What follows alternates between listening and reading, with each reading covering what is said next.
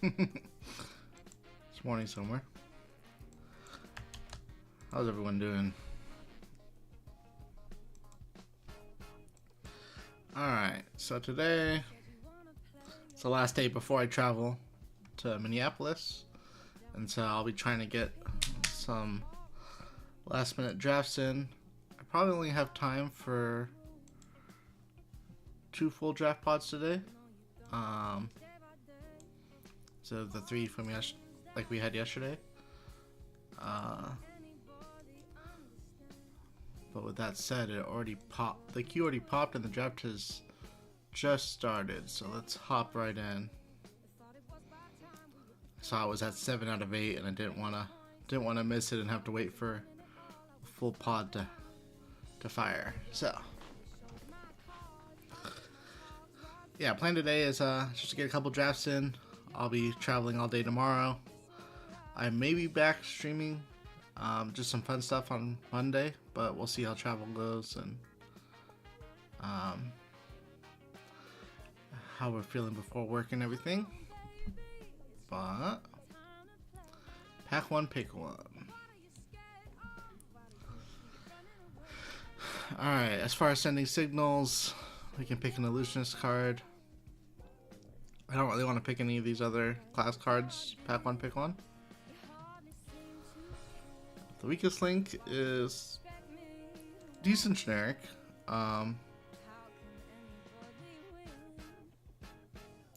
It's not great, but it's not bad. Better versus illusionist. We'll pick it though and stay open. It's good in illusionist too.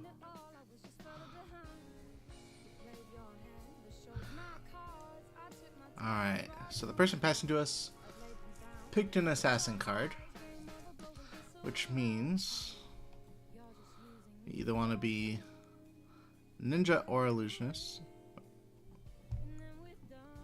So I think we can just rare draft again. We can send the signal by picking the Biting Breeze, but I mean the block 3 guaranteed tiger is just a stronger card, right?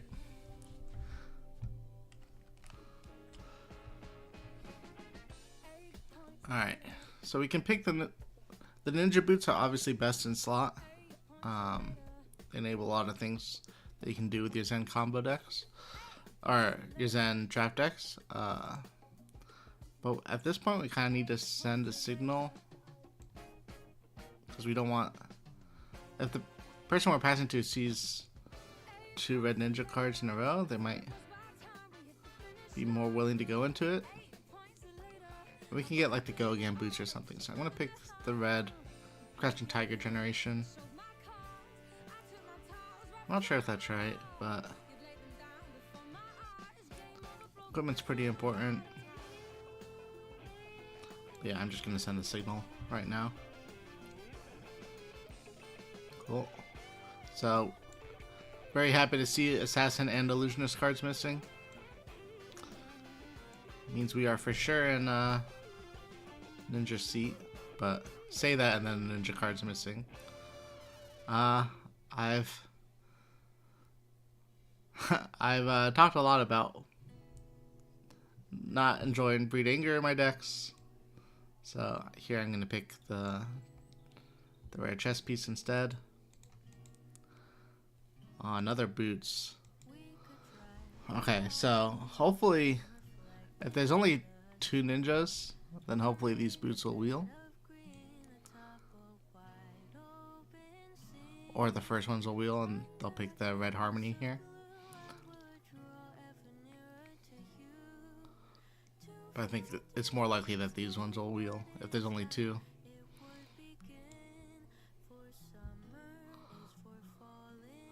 Alright. This is both a hate draft and just a good solid blue. You don't want people playing this, blocking with this against you when you're playing Zen.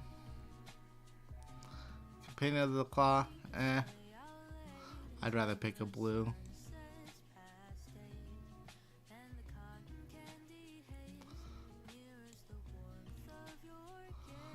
But this is already starting out much better than our Zen deck from yesterday. And And yeah, that end deck ended up being a 3-0. Let's see. I'll try to turn up the brightness on the camera a little bit.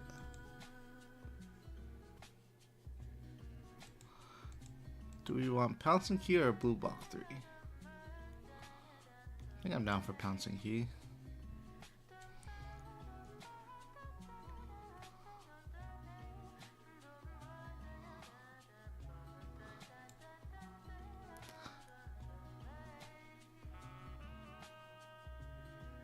Alright, be right back. Let me change the camera settings really quick.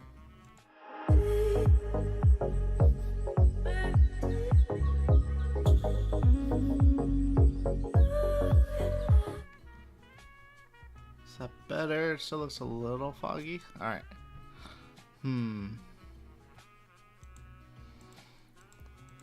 Okay, none of these cards are great.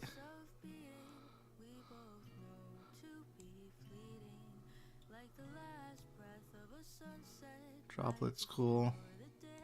So neither of the boots wield. So that means we might be in a 3 ninja pod. Which is tough. It's a gamble that we took, but our deck is still looking pretty strong.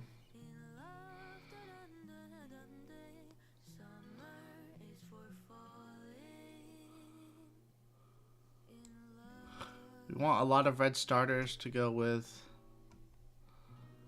the aspect of tiger. I know the tiger form incantation doesn't necessarily count as a tiger, or sorry, as a starter, but it is a guaranteed tiger, which is nice.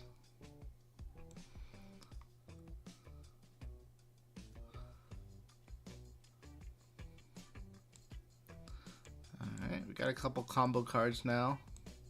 So we can start, since we have these combo cards, we can actually start looking to get transcend cards to make them relevant.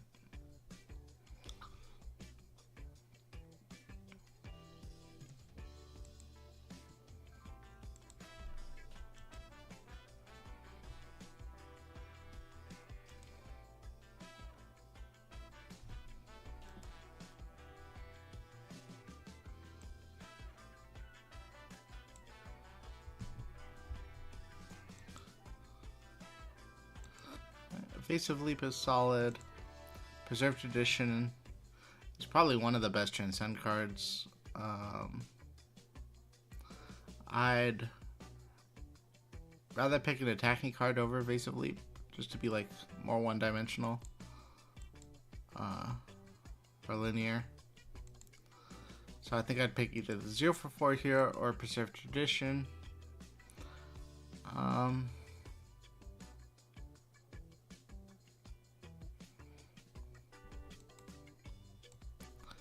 think I'll just pick the 0 for 4 Ender. But we already have the chess piece. We also have Droplet. So maybe since we have droplets, the Transcend cards we really want are Path Well Traveled for the go again. Hello, hello.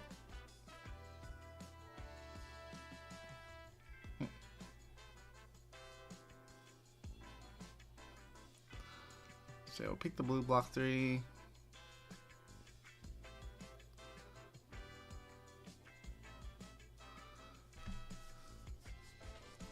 Here it's between boots and another blue block 3. Pick the boots. A lot of assassin stuff going around pack 2, which makes sense because the person on our right sent a signal that they were going to assassin very early. So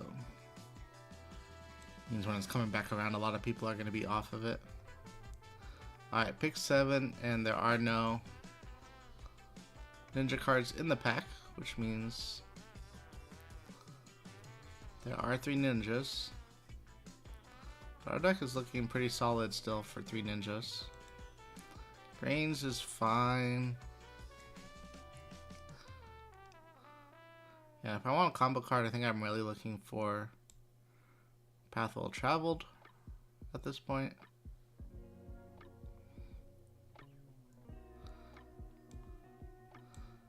None of those cards are great. Take the blue block 3s when you can. Wow. I am surprised to see Evasive Leap still in this pack. I'm pretty sure it's the pick.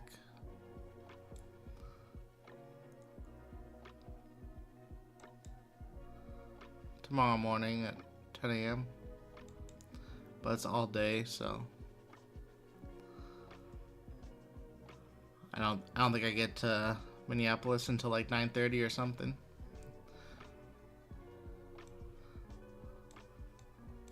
I love Frontier Airlines.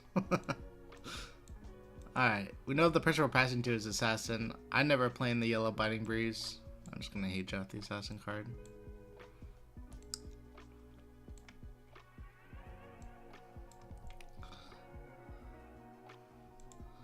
Alright, Rising Sun.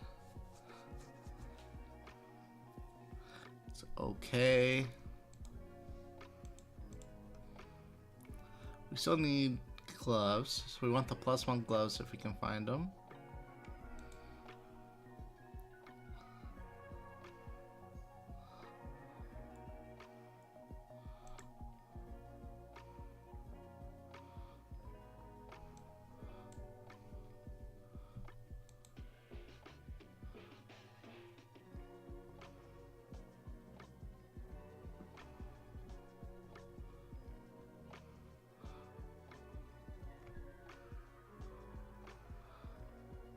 Yeah, it's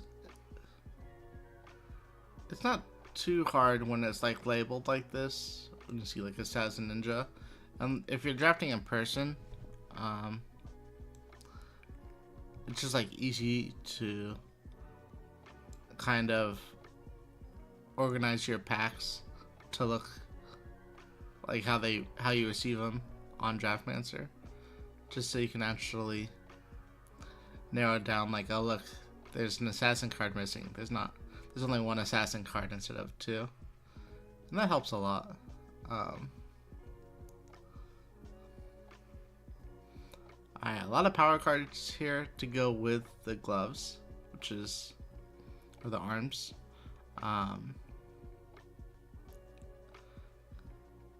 Which is tough.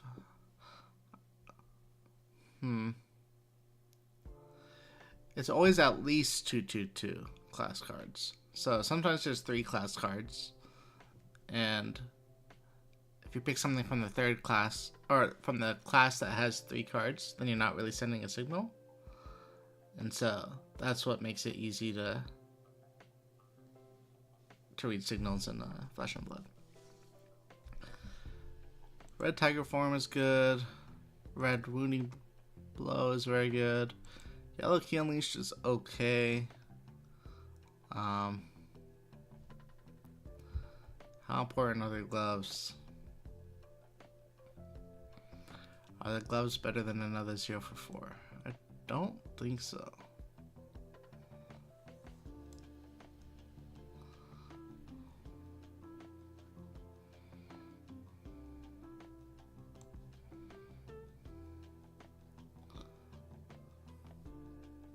Dang, passing up on Siren's Call is kind of crazy. I wonder what the Assassin player picked instead.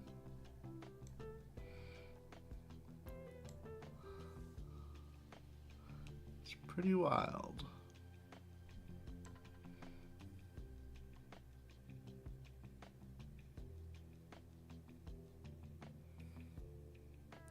Yeah, Zed makes good use of the 0 for 4s.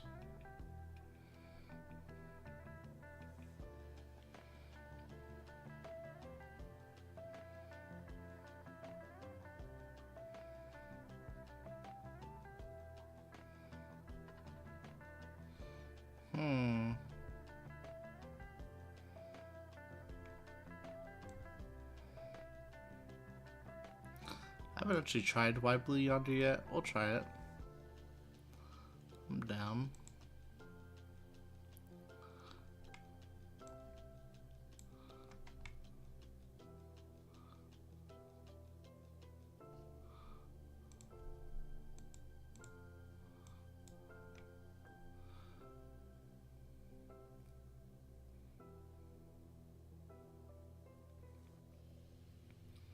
Okay. So there's 7 picks left. We want at least 4 of them to be relevant.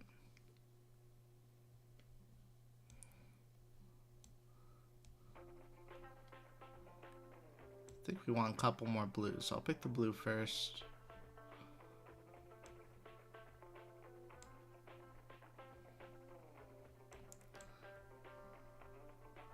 Oh, we wield the gloves, that's awesome.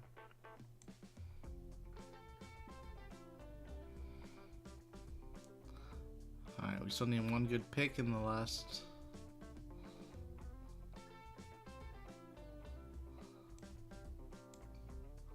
Last 3 picks. We could play this blue fact-finding mission.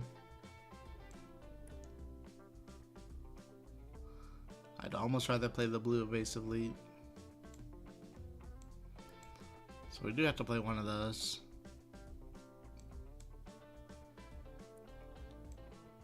I think it's fine.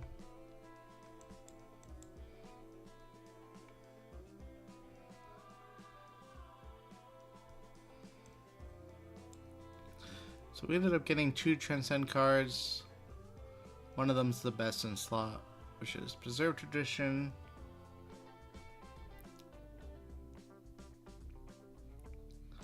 And this will put us up to 15 blues.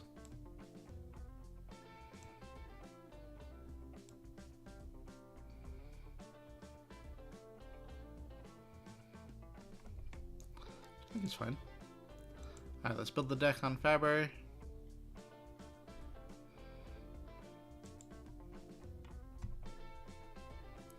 Yep, exactly.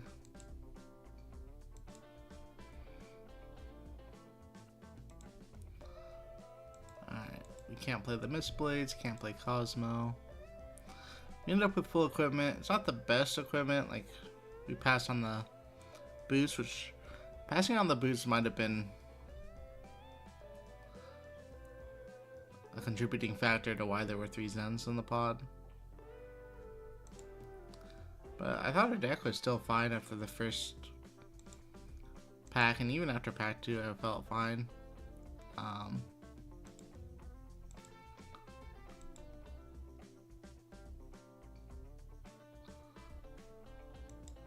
I feel like the boots mostly enable some of the other more powerful cards in Zen, but I don't think they're necessary. Alright, I need to cut 1 more card. What was I supposed to cut?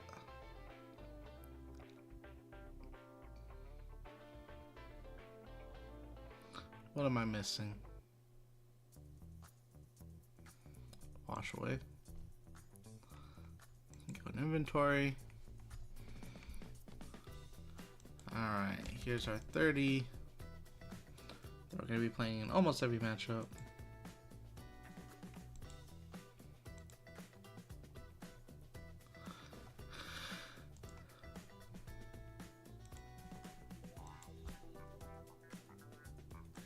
Alright, we got the game up.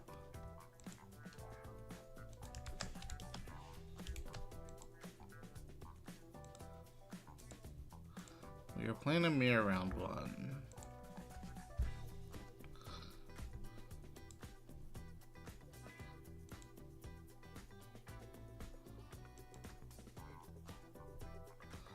Alright, do I want the wash away or anything for the mirror? I don't think so. We have to choose first or second. We're going to choose second every time in the mirror. So.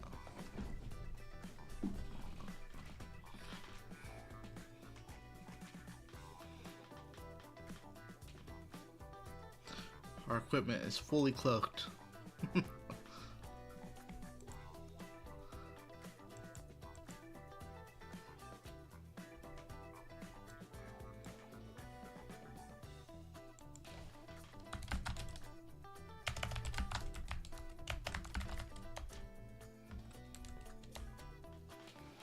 Alright, they said they forgot to remove an assassin card, so we're going to remake the game really quick.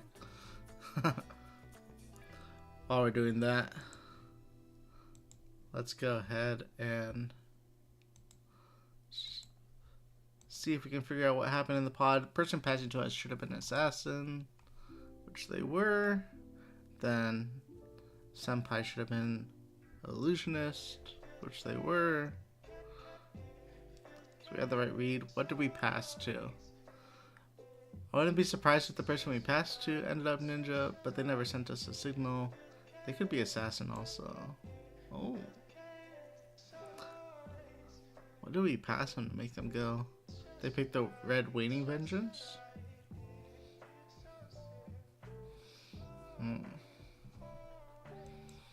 Interesting. Okay. So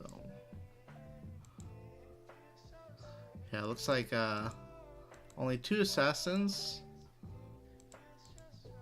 3 ninjas, which are both pretty far from us, and then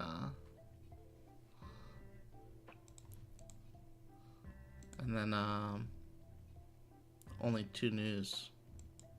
Yeah, 2 assassin, 3 enigma, 3 zen. Alright, let's get back in the game.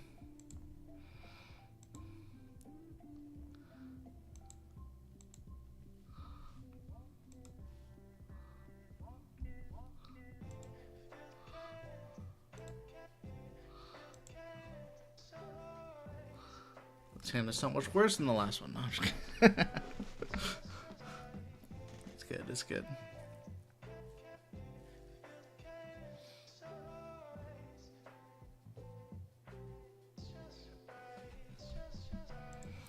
Okay, they got the aqua scene shell also.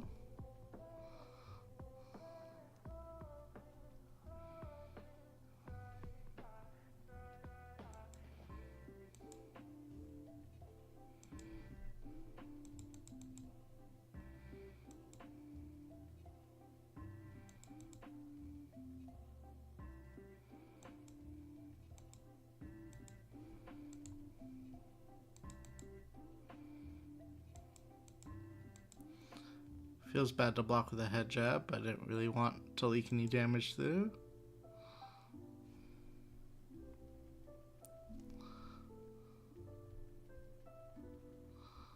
Alright. Aspect is a good draw. Evasive leap for Arsenal. Looks good.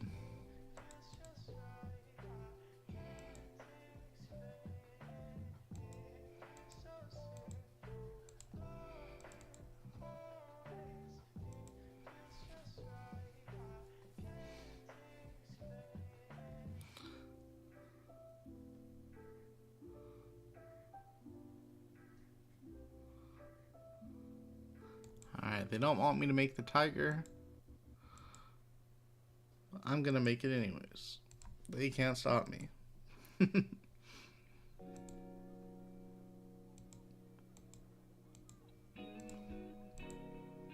Still comes in for 1 because of the staff. And get to Arsenal 3 more health.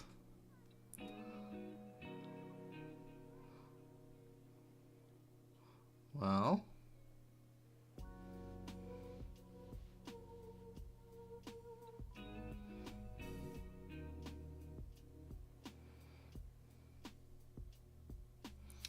our next blue attack gets +2.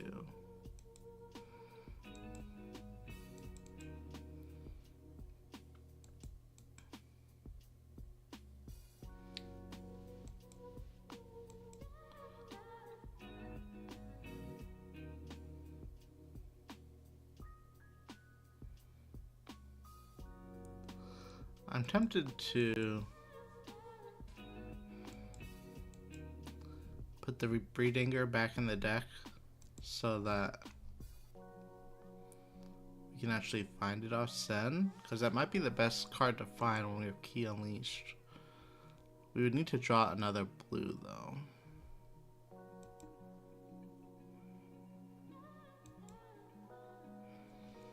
Interesting that they play this before another Crouching Tiger. Or before, yeah, they play this after the Crouching Tiger, I should say. Yeah, Aspect of Tiger body's insane. Huh.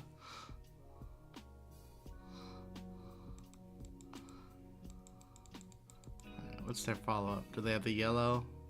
aspect? No.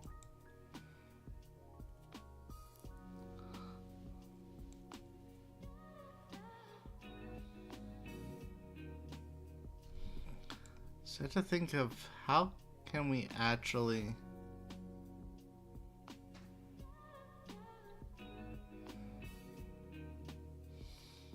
make use of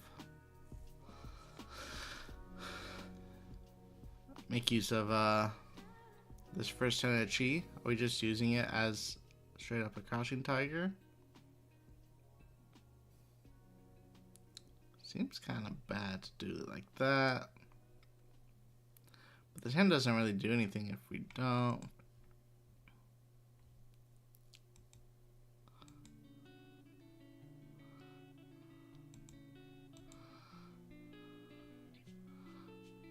We could also just gamble the Aqua Scene Shell here.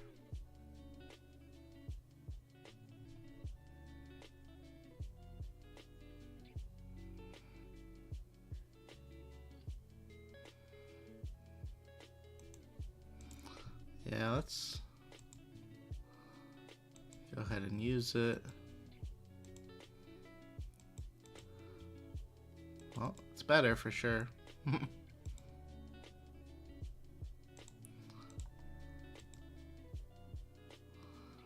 We just don't transcend this turn. I should have done that earlier in the turn. A little too impatient with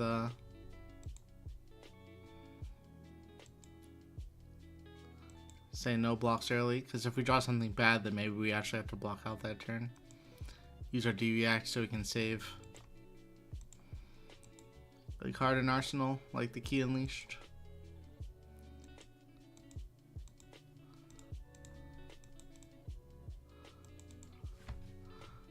But overall, still a solid turn. We have the extra resource here, so I think it's a good spot to use the arms.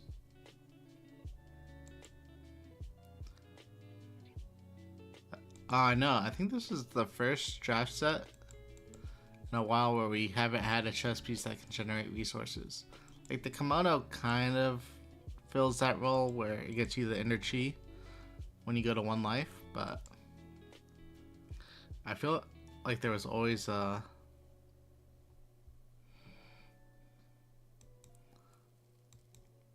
don't know, I just feel like there was always at least some form of resource generation in the chess slot.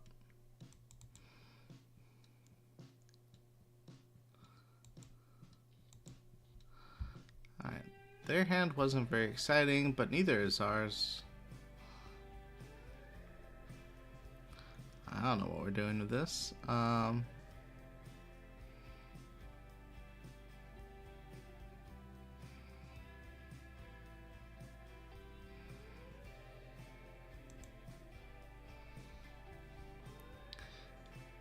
Do we throw away a block 3 just to save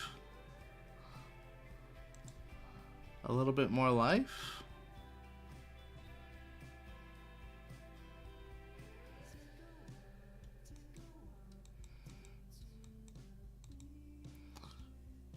We're not going to second cycle, so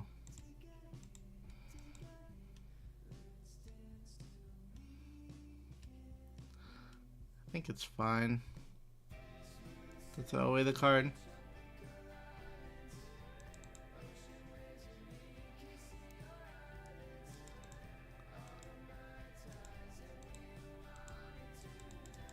They're blocking a lot also.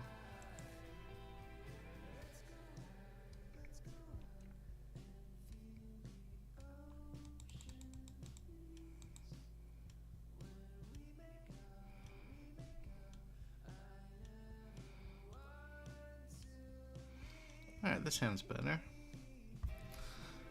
We have block 3. That's all we're willing to give. Oh, we have the defense reaction up too. The defense reaction's been there all game. Yeah,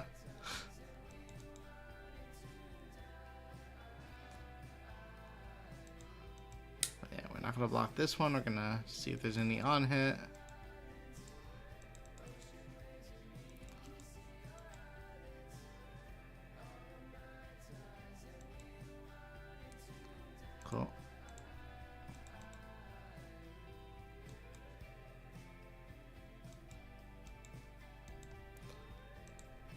Blocking the Kakara is interesting because it's the same reasoning, like you don't want to block the staff, you want to see if there's something that you actually have to block.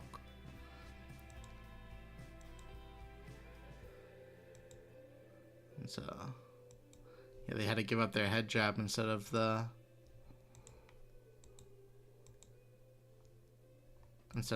fact finding mission that they obviously didn't want in their hand. Oh, 2 fact finding missions. Wow.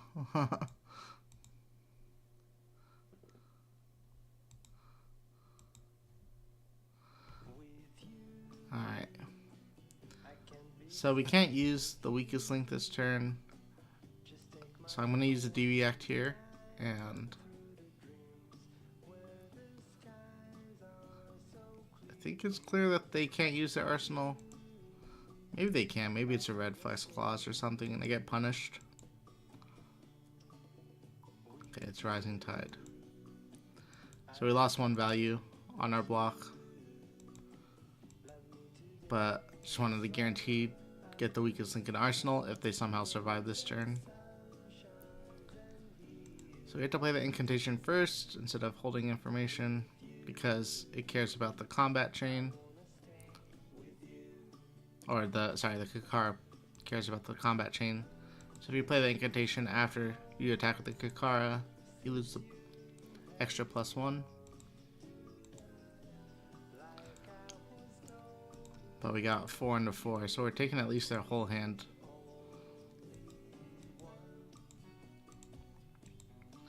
Alright, they could block 3 here. Go to 1.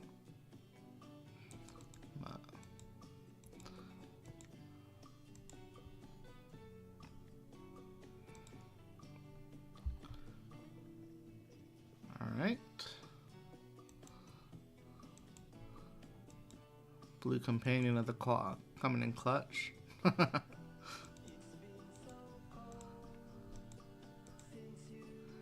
but at this point they're just like in full blocking mode.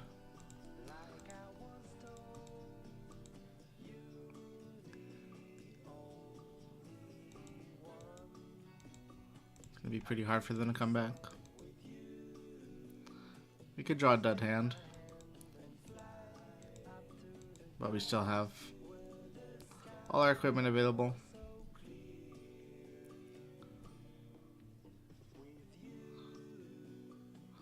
So there's a dud hand. But even this hand is still taking a bunch of cards out of theirs. Do we want to attack for 6 or for 5? Probably for 6.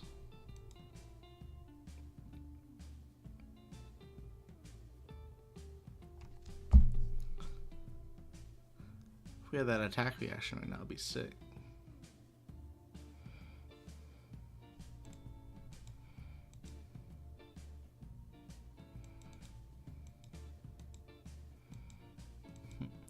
So they have to use their inner cheat card there so they don't discard it.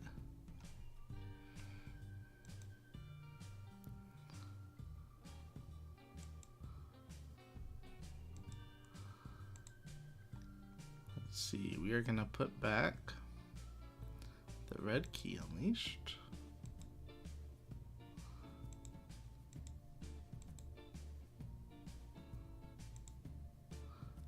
Then we search it up right away. Attack for 0. Then this gets go again. It makes us another tiger. And he gets the +2 from the first 10 of the chi, which is the real reason to play it. But now they should have no way to fully block out the key unleashed. I think they have a +1 greens or something in their hand too, right?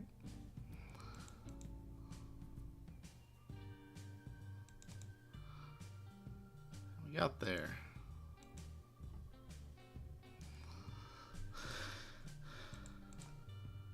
Nice.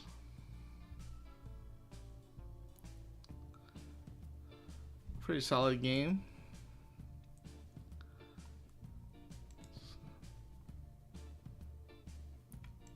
Daily records up.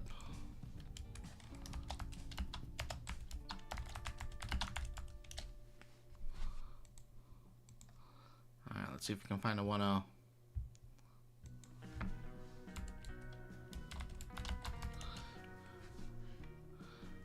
opponent said losing the dice roll sucks in the matchup, which is very true.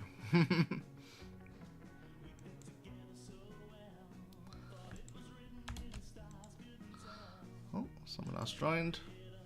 That means we need to make a new lobby.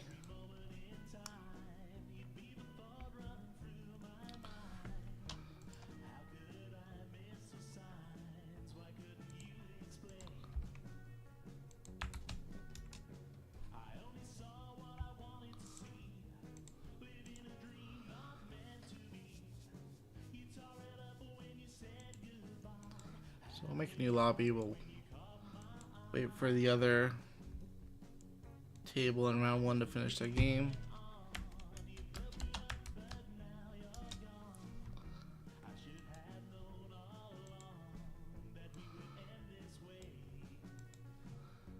In the meantime, let's take a look at our opponent's deck. Yeah, they had a lot more. Did they have more reds than us? No. But a lot of our reds are defensive. Like the 2 evasive leaps. Fact finding missions, okay. I'm just not a fan of 2 costs in Zen. Even the key unleashed is awkward sometimes. It kind of like warps your whole turnaround, that 1 card, instead of like the weapon. Which, if you can make use of your weapon every turn in draft, like, just feels like you'll have a lot more success. But yeah, like this list isn't bad at all. I'm not a fan of Breed Angers. Red Blessing, Maybe just missing a little more go again.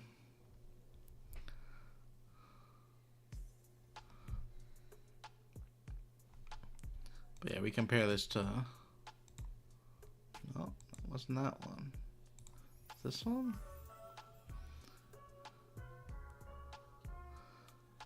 This is the sound list we 3-0'd with last night on stream before ending it. And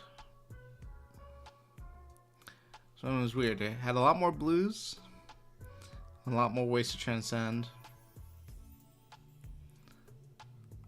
But I think I'm happier with I feel like I'd usually be happier with this draft deck instead.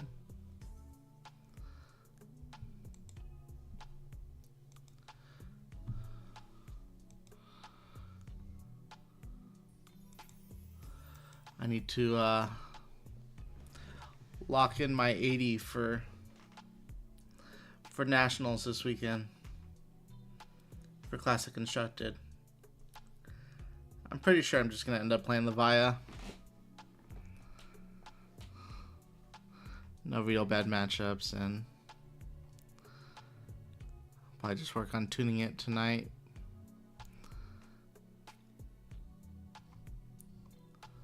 But I've been messing around a lot with it.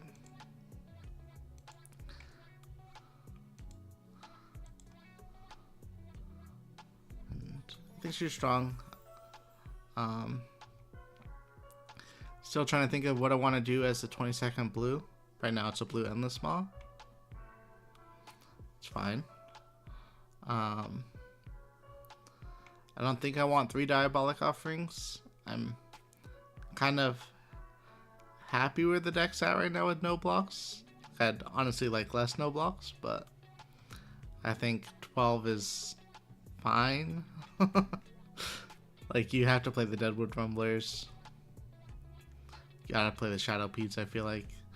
Art of War, I'm not convinced you have to play anymore, but it's just too good with Shadow Pede, and it works nicely with Graveling Growls also, not to play them, so. I've been thinking if I should increase the number of Graveling Growls, like the reds and yellows. Like, it might be crazy to do 3 of each, But if you have like enough go again, you just go 2 into Graveling Growl. Endless Maw has its good matchups, but I'd rather do like the same amount with 3 cards. Or like attack twice. I guess I'm saying I'd rather get the same value by going wider, attacking with Hungry Slaughter Beast into Graveling Growl, or Dredge Screamer into Graveling Growl, or Shadow Elm Horror into Graveling Growl, than I would pitching a blue to play Endless Maw. But it has its good matchups, like where you're trading a lot. Yeah, I don't know. This is where I'm at with Levia. Need to figure out if New is still going to be as popular. I think she'll still be popular. So I'm going to probably keep the snags. I don't know how I feel about the Beast Hole. The idea behind it was more dominate to play around Enigma to clear auras. But they play a lot of defense reactions, so doesn't matter too much.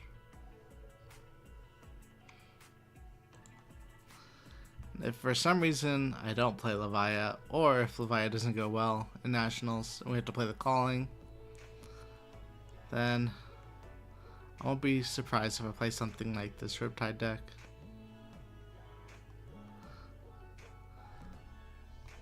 I think it's a little worse than the version I was playing before with Talon's list. But some of the changes were good, some of the changes were bad. So I'll have to revisit it and try and figure out what I like and don't like.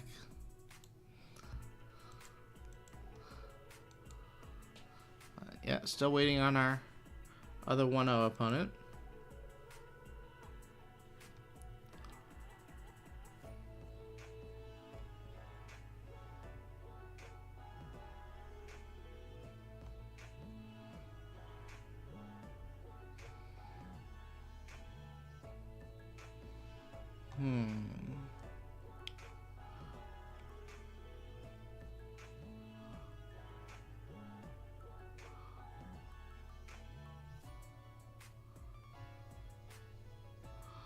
It looks like we should. Looks like that game finished, so we should have an opponent. We all know I'm on max. Is that true? I don't think that's true. I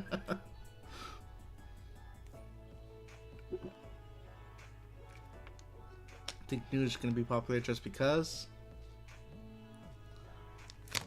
Yeah, it's just so fun. Gameplay, the disruption.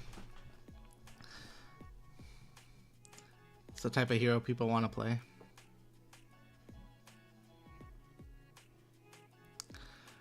I tried Max a little bit. I think Supercell's really good. If New wasn't popular, I would consider it more, but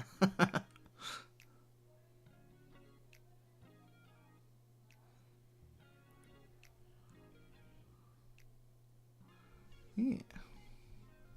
I think the disruption and like the arsenal disruption, the hand disruption, it's all too much for Max right now.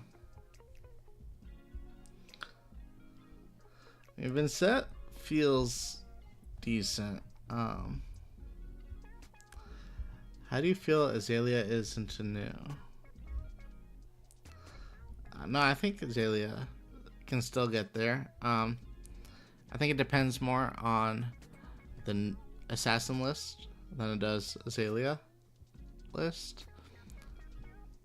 Like, the Assassin has to build with dominated arrows in mind, I think. Or you just have to have, like, even more disruption than you normally would. Like, be all in on aggression and disruption instead of playing DBX. But I watched Brody play versus, I don't know how many news this weekend. Maybe 4 or 5, and he was doing pretty well into them. he got cheesed out of one game by grains that tipped the scale that he wasn't expecting. But besides that, I feel like I saw him win it every other game into new. But they're always close, it seems like. He's definitely not trying to block as much. So,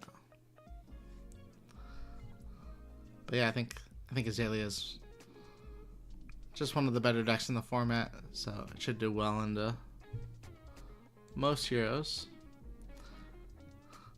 Like, I don't even know what Azalea's bad matchups are right now. Victor's kind of pushed out of the format. The brutes are pretty close.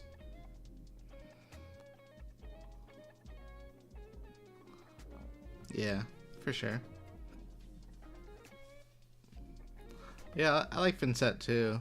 I just couldn't figure it out in time. I focused maybe a little too much on draft early.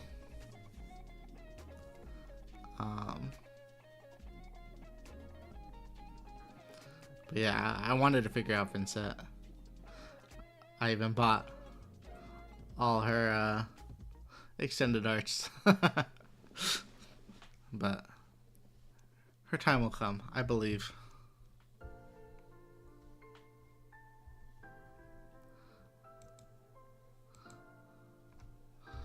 Where's our other 1-0 opponent? Why don't they want to play me?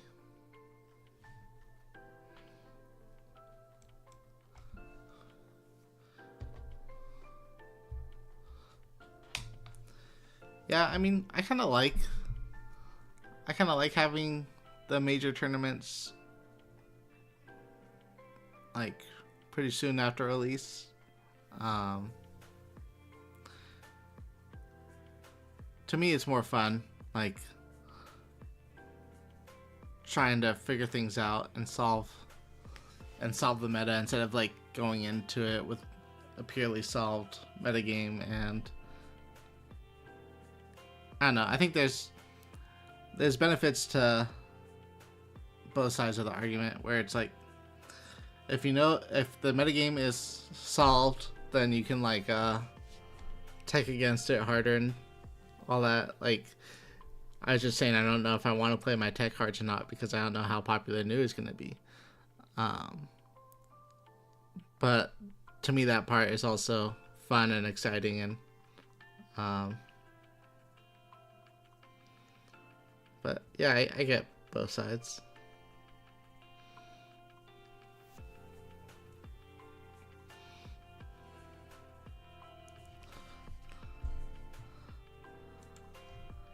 Alright, I guess we are waiting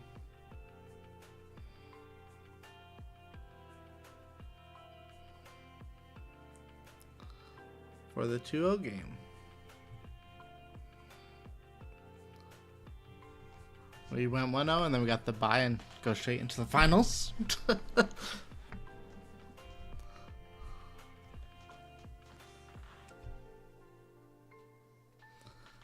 Let's see.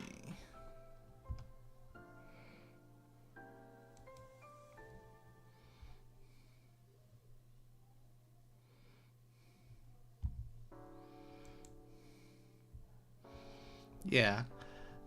I think the time crunch will also have a big impact on the metagame. Like, I wouldn't be surprised if people just like default to what they were playing before the set released, right? Like, I think some of the old heroes are still going to be popular, just like KO is still going to be the most played, if not one of the most played. So that in the wrong order. One of the most played, if not the most played deck, still. And then Azalea is still going to be very popular. And so it's like, it's not like the old heroes had to change too much. It's just whether or not people could solve the new heroes in time, like Enigma, Zen, and New. And people, like content creators, did a good job of putting deck lists out there early and stuff, and the new heroes have all seen success already, so it's interesting. Maybe it was just the right amount of time.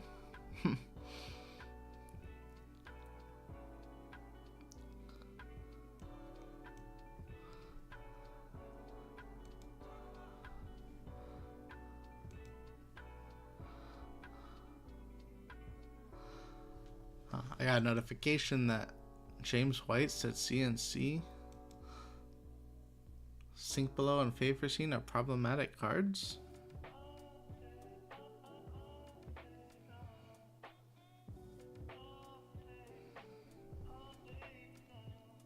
True.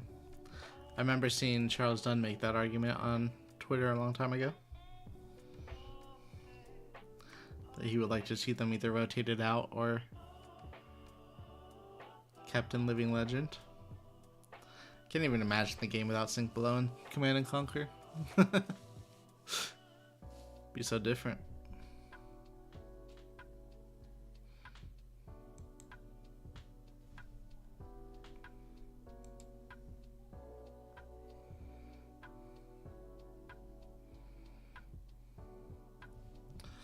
Alright. So the other game that's going on right now is BC, which is Assassin versus Senpai. Let's see if we can find their game and watch it while we wait for it to end, or wait for our match to start.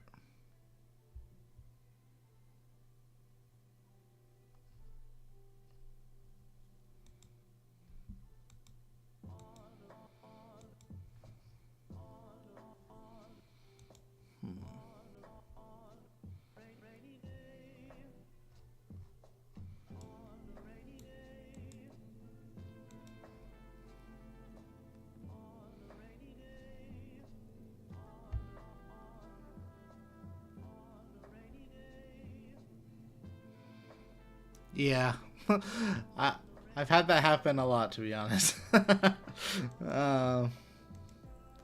Yeah, it's generally why I like to pick generics or mystic cards in the first couple of packs, just so that I don't have that feels bad feeling of my pack one pick one being useless. But no, I mean, I definitely pivoted off my pack one pick ones before, when either seeing a different class is much more open, or seeing that someone else is in my class.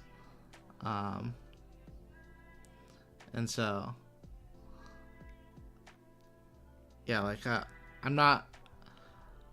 know never to be attached to, my pack one pick one. And, like, I'll pick the bomb class card if it's there, like the Majestic. Alright,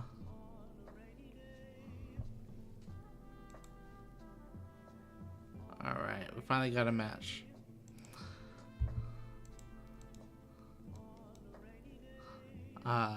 Yeah, I'll pick the bomb Majestic for the class if it's there, but if the class isn't open, I'm not gonna keep forcing it. Like, I like drafting the hard way, I guess.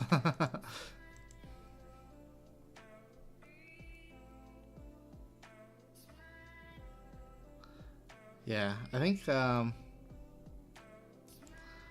it's important for draft pods to have a mix of players who are willing to stay open and willing to send signals.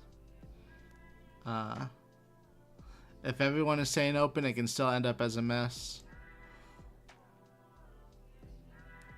I've definitely had pods like that too, where it's like 3-4 picks in and I still haven't seen a class card missing. And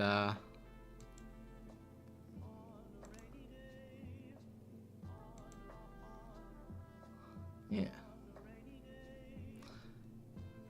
Alright, so we pass priority here because we know they're going to activate their hero. And then come in for 6. Yeah, I've seen that too. Multiple people pivoting. Yeah, I tend to read signals more than send them.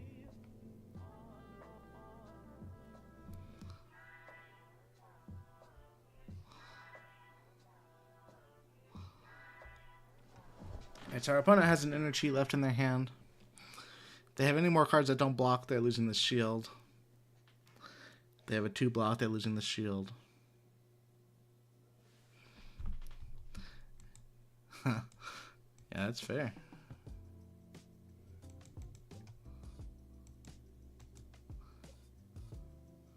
Alright, so they can still end up with a special shield if they have a block 3 in hand. Oh, is their hand just all no blocks? Wow. Alright, so they still have a special shield, they have an energy in hand.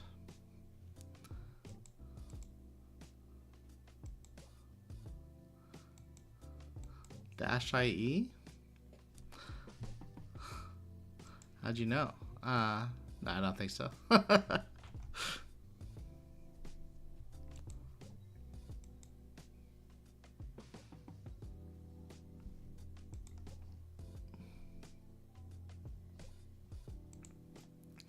Alright, do we want to block? Don't think so. Whole hand has go again. They got another at least 2 with go again coming after this because of the energy ability.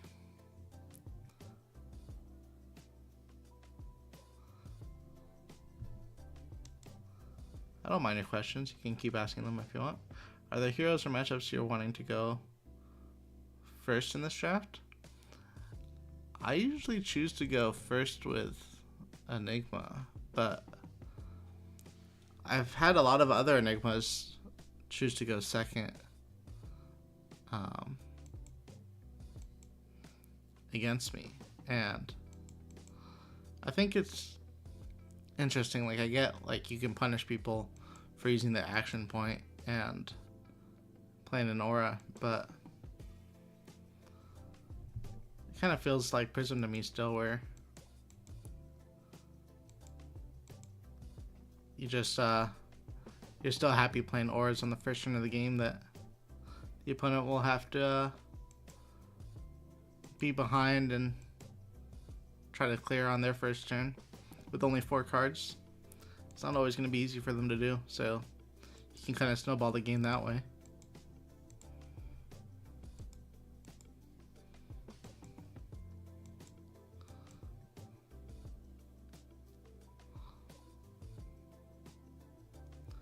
Am I Canadian? No?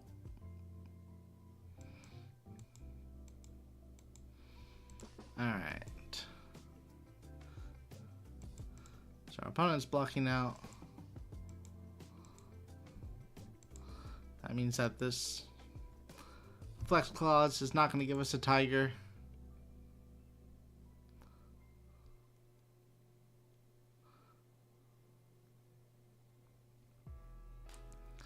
That's okay, we should be able to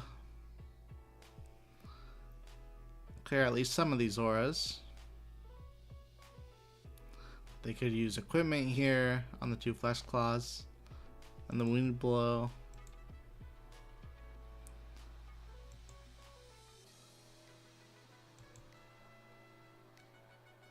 Just taking something. The way that they're blocking and playing feels like their last card in hand.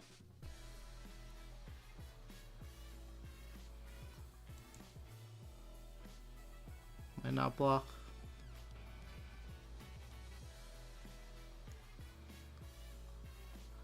Even if it doesn't block, they still get to keep their shields. Gonna give us a chess piece or a head? No, they just let Ward 4 die. We're happy to see that.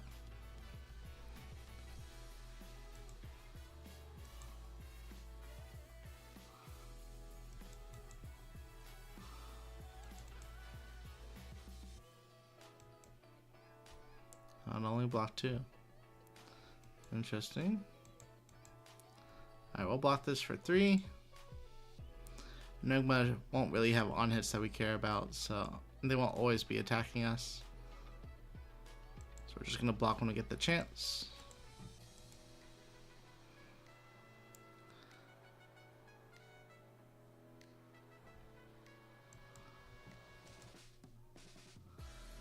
Yeah, in this matchup it feels like you're on the back foot a lot, but once you're able to clear the board, you can usually keep it clear going forward. You just don't want to let your health total get too low to where they can maybe fatigue you in an endgame state of looping their energies.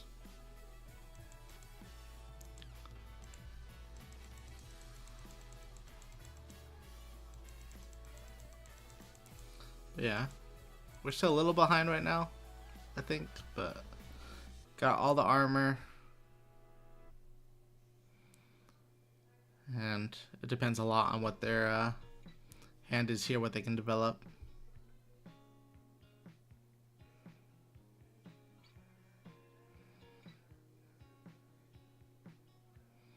Because this hand's not great.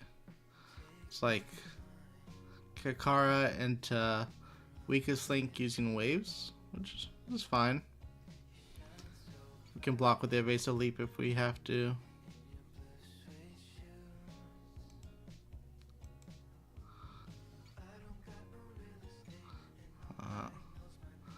A lot of transcend cards.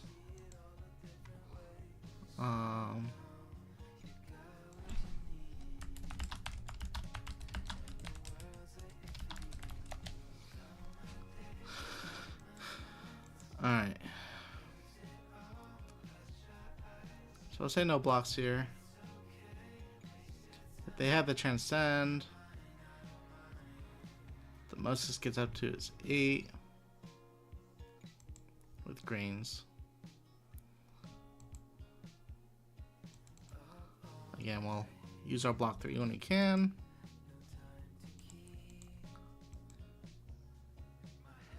We could have block 3 with Breed Anger also. But it would have really been only a block 2 unless we knew for sure they were transcending. Maybe you can block 3 with the Breed Anger or Arsenal the Evasive Leap. I think that line is fine too. And just send Weakless Link with waves up.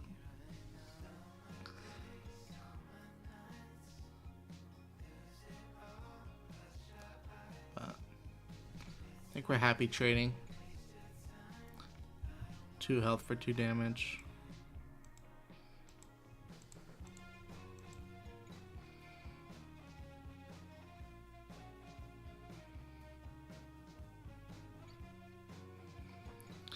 Got any no blocks?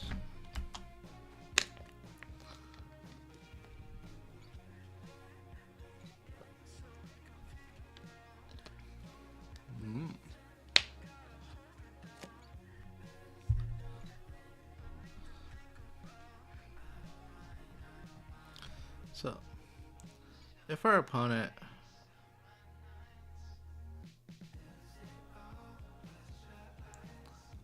blocks 6 here,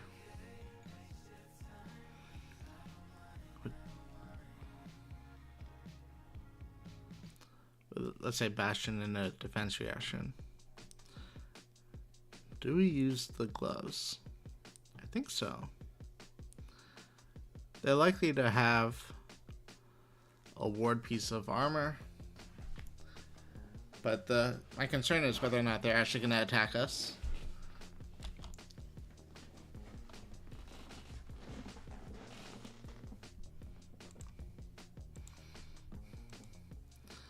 Well, it's up to us to use the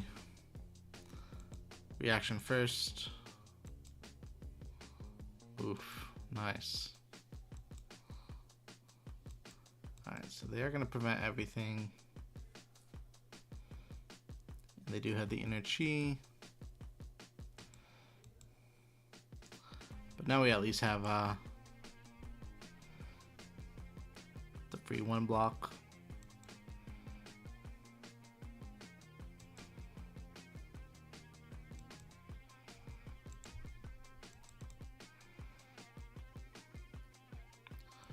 What does this hand do?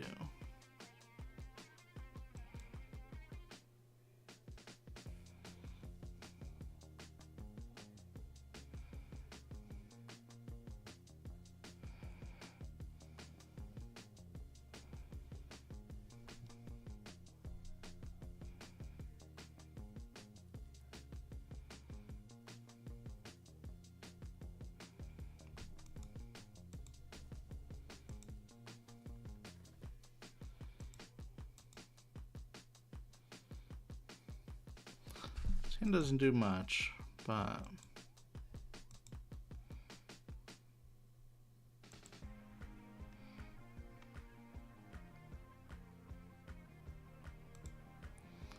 we'll target their bastion so they don't put it on bottom for late game.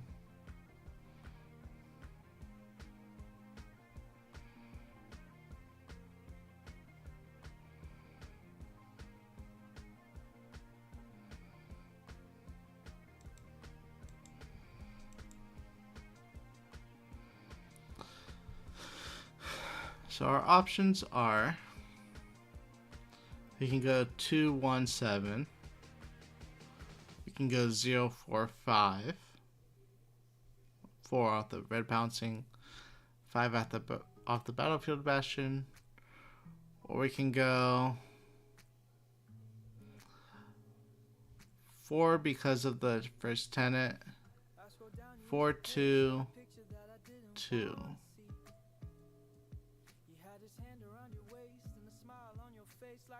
Or 4-2-1-2. Sorry. Yeah, 4-2-1-2. So the most we're attacking for in every situation is 9. So we just have to figure out what the right breakpoints we want are. Wait, 2-1-7 is 10. So let's do that one.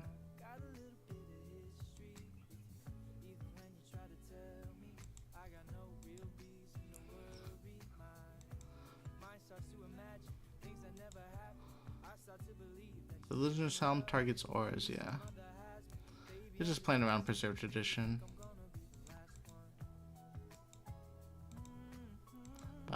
By banishing the Battlefront Bastion.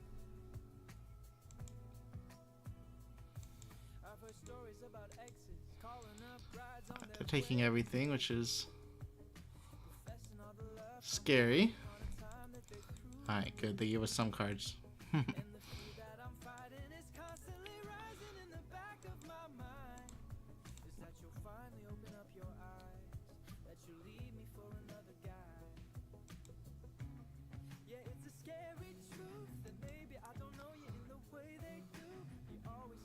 Alright.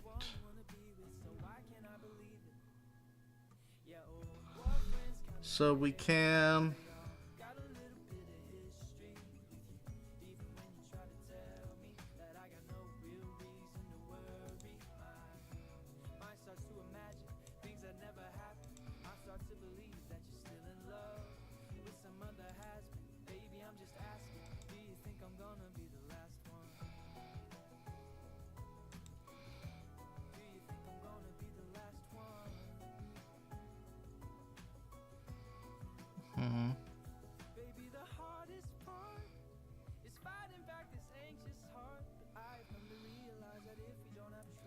should we just block this for 4? We could try to go to 1 life and turn on the Tiger Hide. But they might have some follow-up.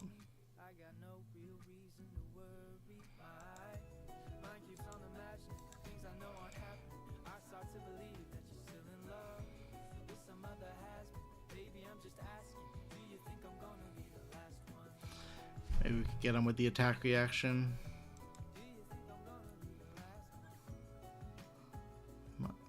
His hand didn't apply enough pressure, I don't think.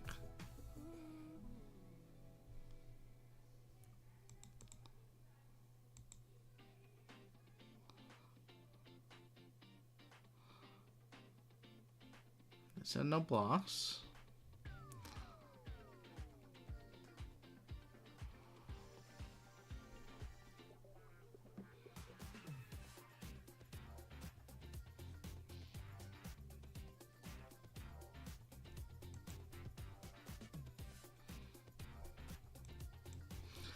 think we'd like to use this attack reaction with our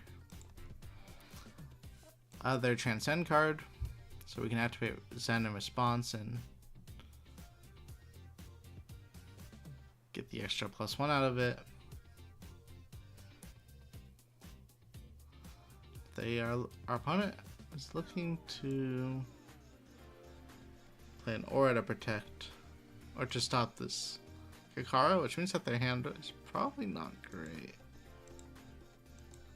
Defending.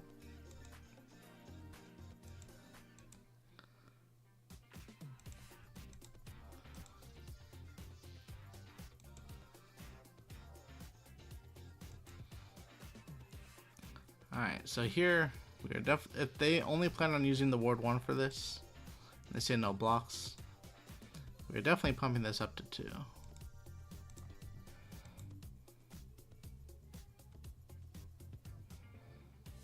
And then they either have to have another ward piece in their chest slot, or they are losing their Spectre. Nice. Alright, that was big, important. We did draw the defense reaction afterwards, but... Or sorry, not the defense reaction, the Preserved Edition. That would have went well with our attack reaction. Alright. Do we want to go to 1 here? No. This is why Bleed Anger sucks, man.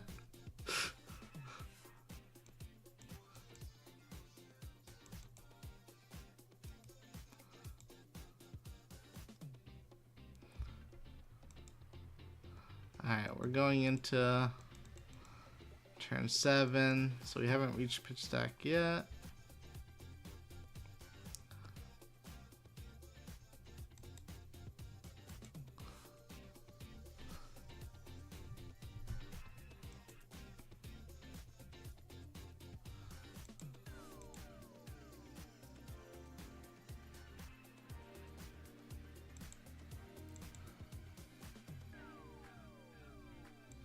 Wow, they just let it die.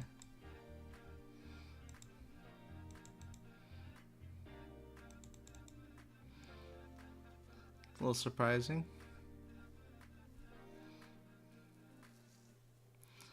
We're gonna Arsenal this Transcend card. I don't expect that we'll I don't expect that we'll be able to actually pull it off, because there aren't many blues that I want to play with Gogan in my deck.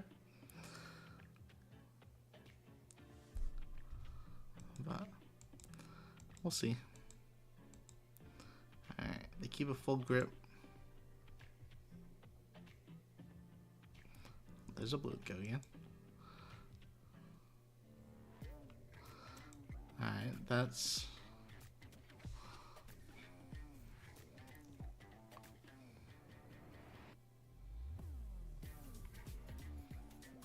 scary.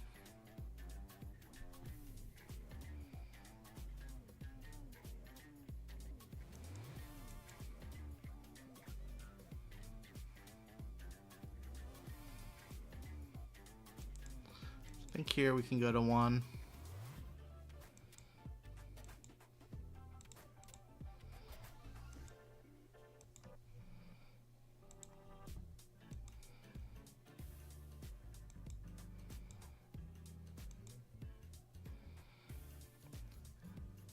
And now they've reached that pitch stack where their hand has 2 inner chi in it, right? So it should be hard for them.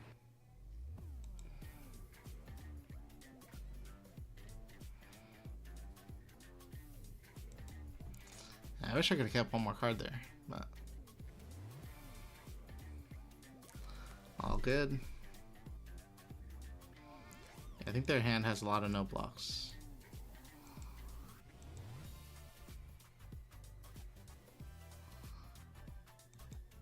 Yeah, and it's also counting turns. Counting turns is the easiest way, just because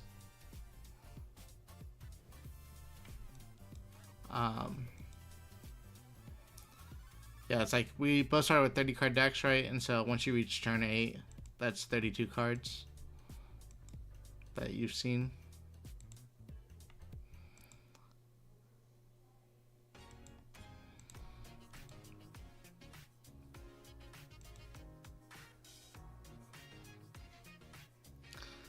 But yeah, we know that they pitched a no block on their very first turn, and then they had 2 energy.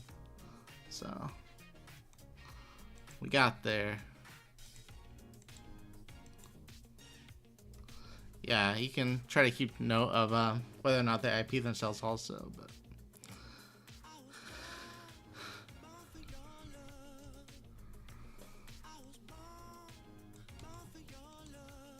all right. So 2-0 is in. We got the finals coming right up. They have been waiting for us patiently since our second game took forever to start. Deck object is null. Oh, I should probably copy the deck link instead of the Talishar link. Alright. In the finals, we are up against our friend Austin. Another Enigma.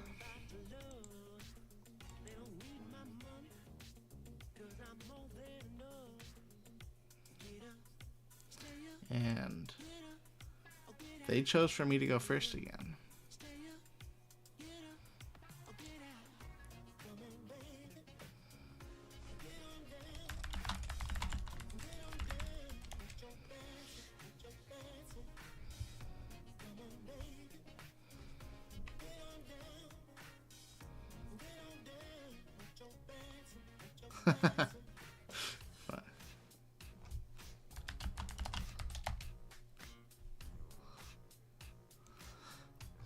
Dang. So they're pretty confident in their Enigma list, huh? Our last game was close, and let's see, what do we want to do here?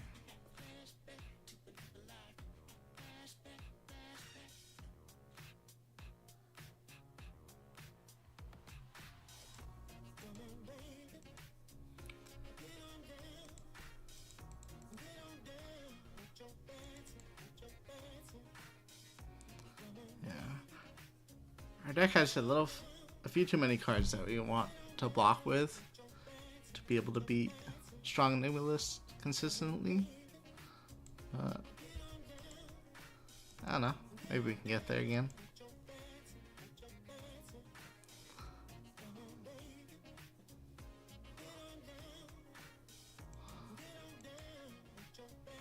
Alright, so we're going to keep our action point here and just pass.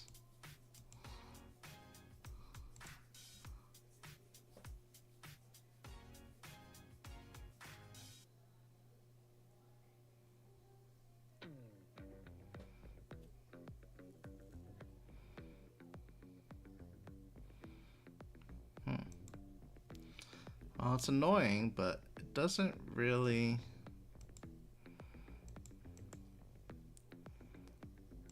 matter for our turn.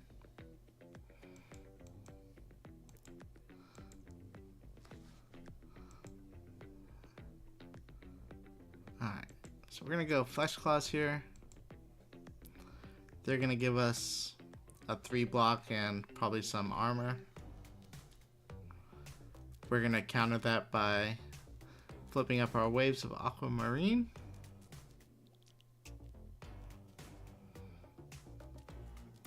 Which will probably force them to give us a second piece of armor. I say force, but it doesn't really force anything. Like, they might not think that the Crouching Tiger is that relevant, but it does enable us to attack with the Pouncing Key and Emissary afterwards. So yeah, that's predicted, we take 2 pieces of armor. And then in that case, we could either arsenal this, or we can put it on bottom with emissary, or we could attack with the Kakara. Attacking with the Kakara and bottoming it with emissary is the same thing. The only difference is that they don't see the card that we pitch. So we'll just attack them for 6.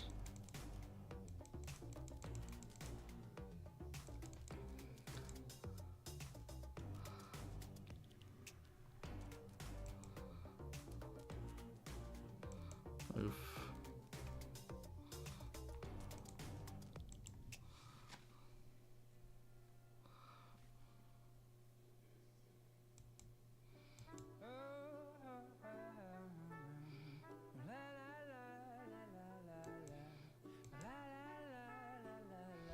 Rage Spectre. That's not good.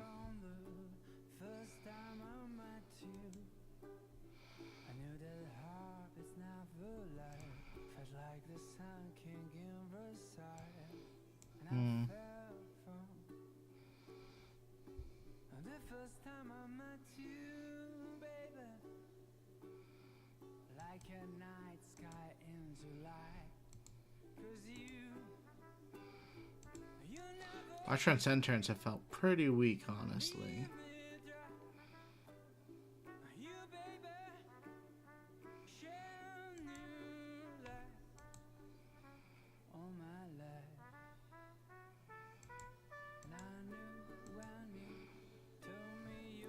So our next blue tech draws a card.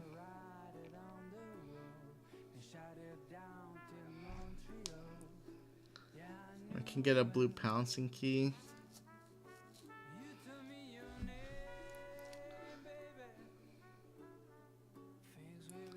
And draw the card off of it. We could get red pouncing key and go 0 into 3 into 4.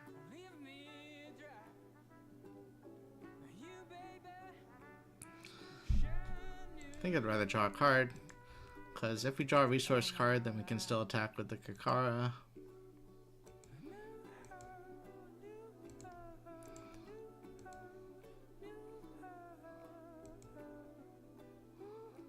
Okay.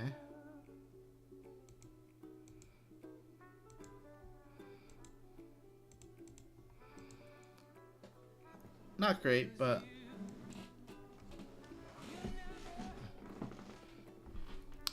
I'll try to find another power turn later to clear up the board. I know they didn't have auras, a lot of auras in their first 2 hands, so maybe we catch them with some no blocks here.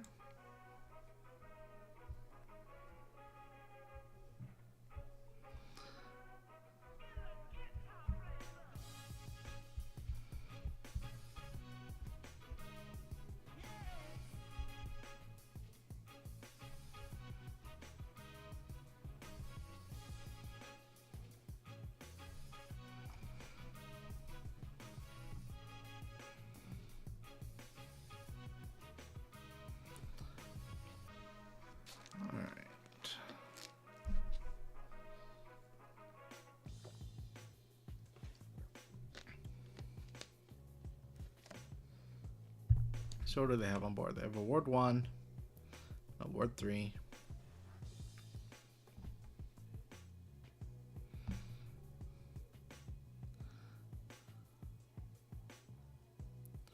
Two block in hand, wow. And special manifestations.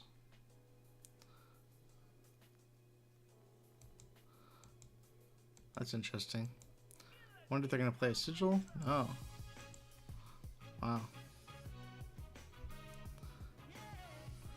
So no block in hand. Playing the yellow manifestations from Arsenal. What's left in their hand this turn?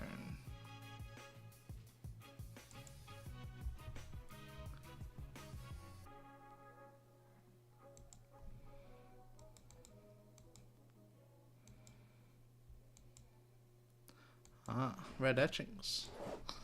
I guess that makes sense. Alright. So unless they have a bunch of ward equipment. Hey. Don't do that.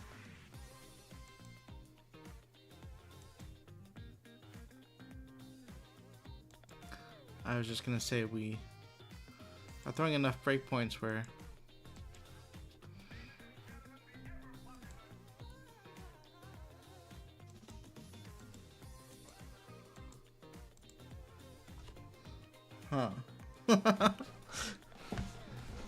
or we should clear everything. We might be taking an extra 6 damage. We can throw this. We can throw away the Crouching Tiger for 0, and then Fabtcg will come in for 3. I don't really see a situation where that ever matters. 2 versus 3 is basically the same thing here.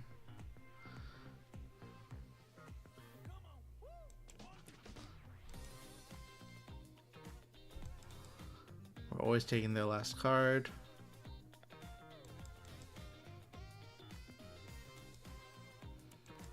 Dang. Dense Blue Mist put in work there. At least we have the guaranteed Crouching Tiger for next turn still.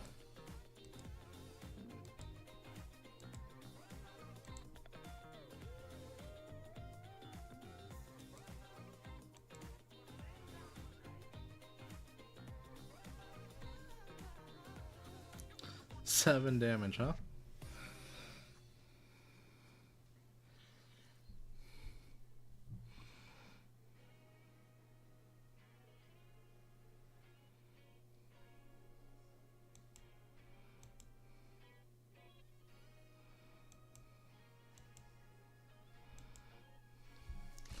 Alright, now we're in the spot where we basically have to get rid of the shield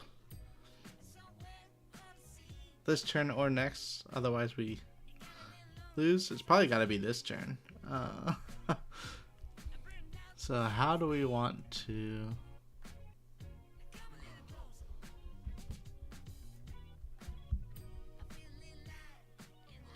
sequence it? We still have our red key unleashed. We should be able to get it off the table this turn, I think. 3 into 2 into 7. I might not do it if their hand is all 3 blocks.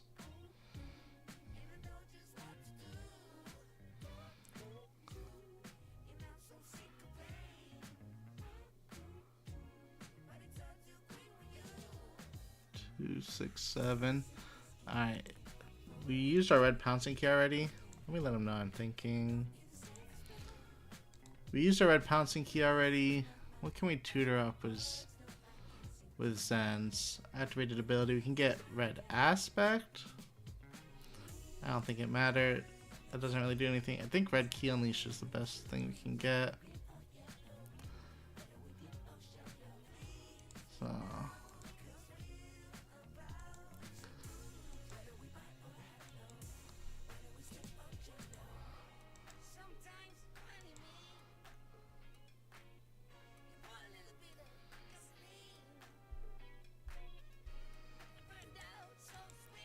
say no blocks. Wow, they just let it die.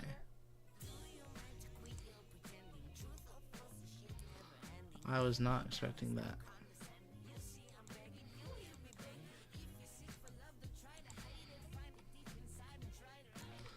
Alright, what do we not want them to put back? Their preserved edition.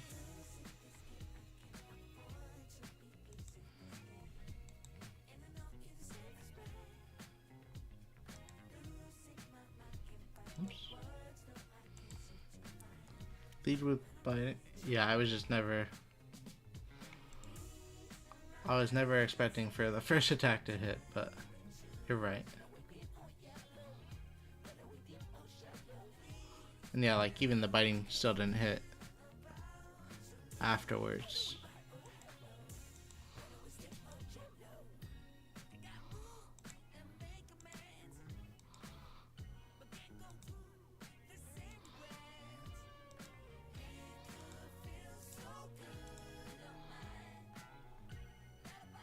Where'd my fish card go?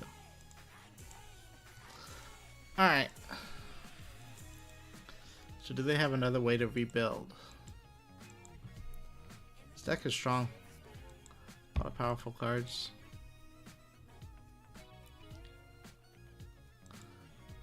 Ah. It's just a bunch of no blocks, maybe.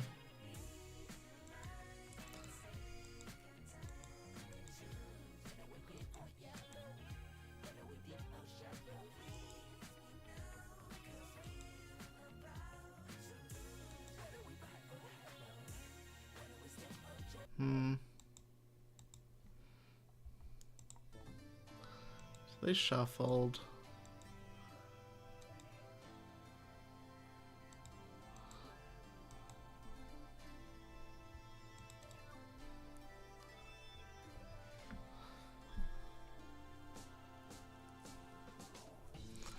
Yeah, it's gonna be tough to come back from. We need to find a good opportunity to use the Aqua Scene shell. Could have maybe went for it there. But we only had one blue. Ideally, I'd like to use it when we have more than one blue in our hand.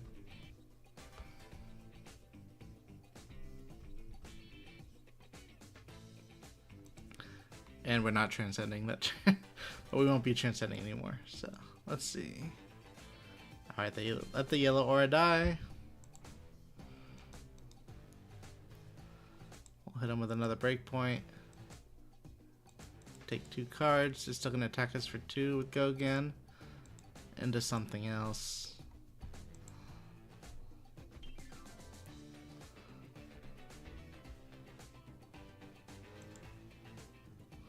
Huh.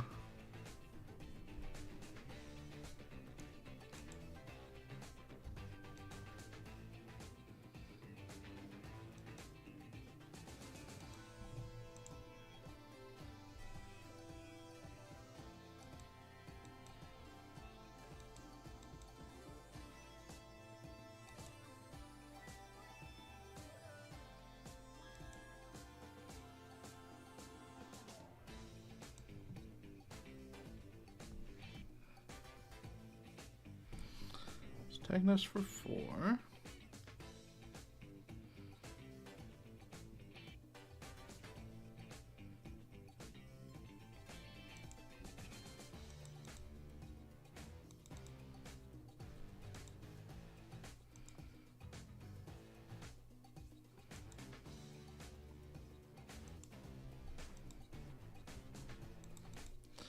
They only have 9 cards left in deck. We know the bottom 3 of them at this point. I don't remember if they ever transcended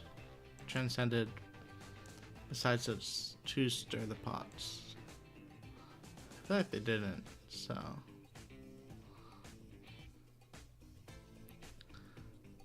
can assume most of their deck blocks still.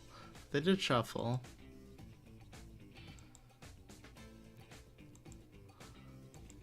Alright, we knew that card was in the deck. Alright, what's their last card look like?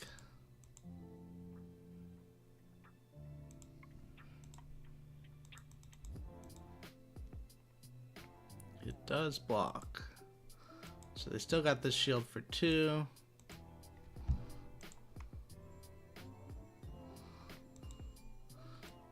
Do we have any more cards with combo left?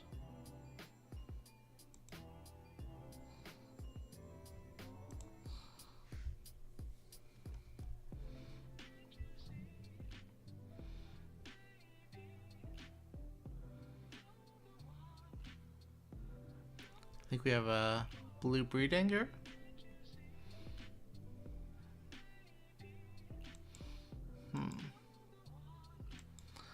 I don't know if using the tiger hide is correct here or not. But I don't even think I'm activating Zen's ability. They let it hit.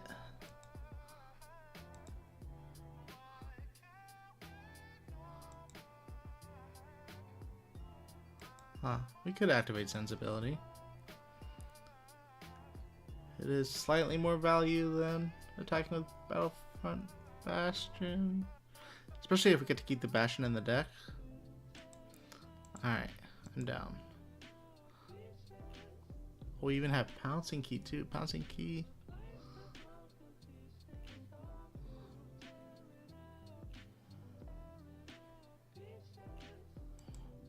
Oh, nice. Alright, so 2 into 3 into 5. I really wanted to use the wide blue yonder here.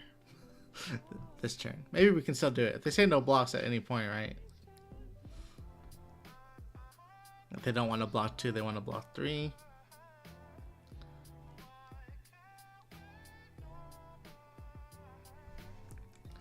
Huh.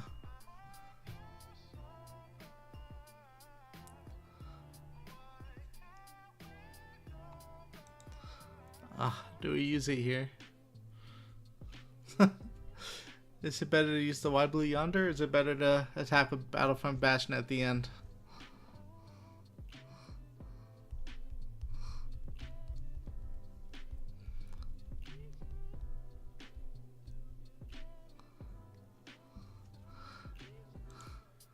I'm not sure. I think it's gotta be better to attack a Bastion.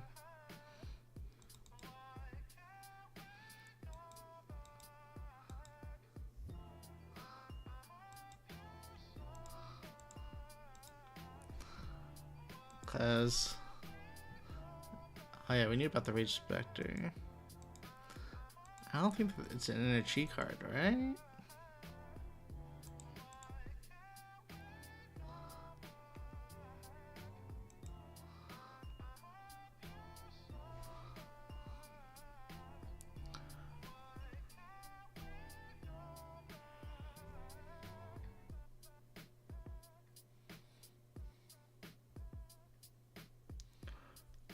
Alright, so the last card that we can tutor up with Zen is a Blue Breed Anger.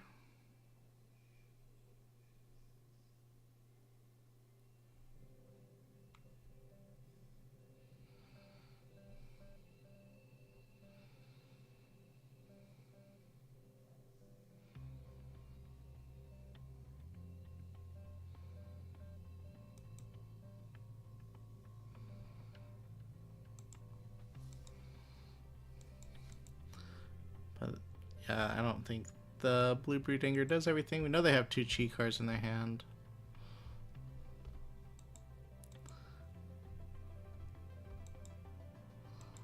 Here's one.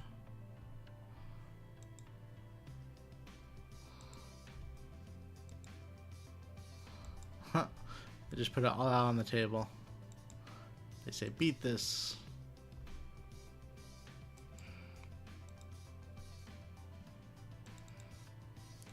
I think we will.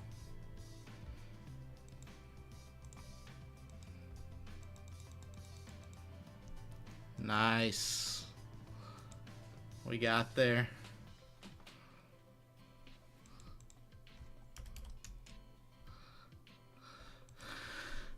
Not bad, not bad. That's 2 3-0s and Zen drafts in a row.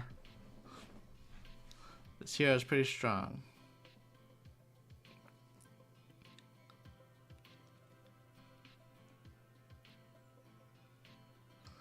Yeah, it's definitely scary at one point where they had the special shield with 6 counters. I'm surprised they just let it die, but their hand was pretty bad. I think that's the turn they had the double stir the pot.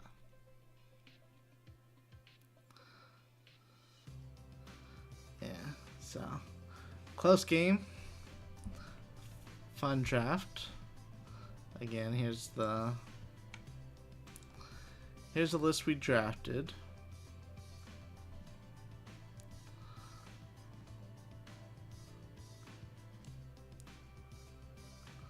Go slowly through it. Instead of just scrolling like a maniac. We barely got the 30 cards. We were hate drafting a bit at the end. Or in the middle too. So not bad.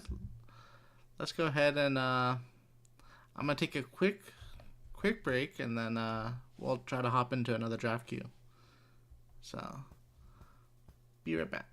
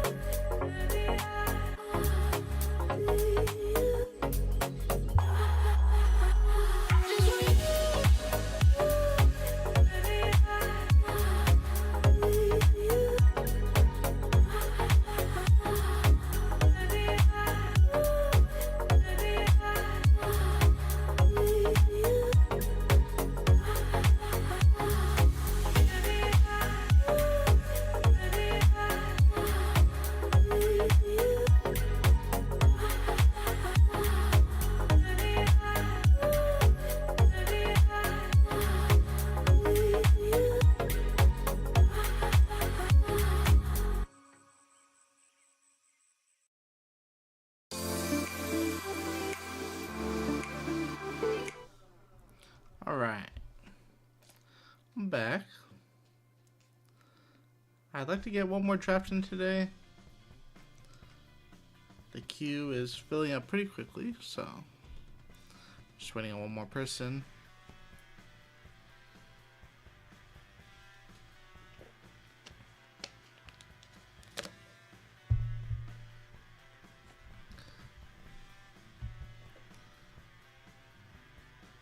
And we'll see if we can get back-to-back 3-0s. That'd be sick.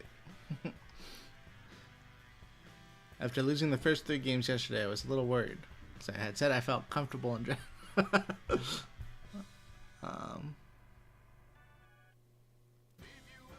maybe I'm just comfortable on Zen. Who knows?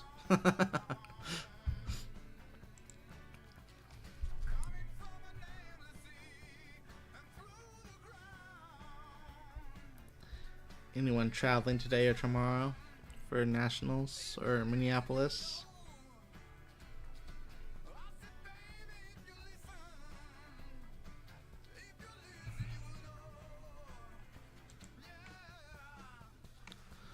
Cool.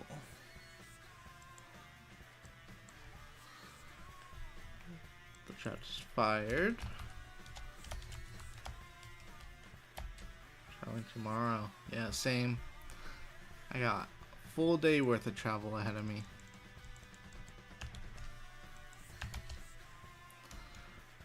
I got a layover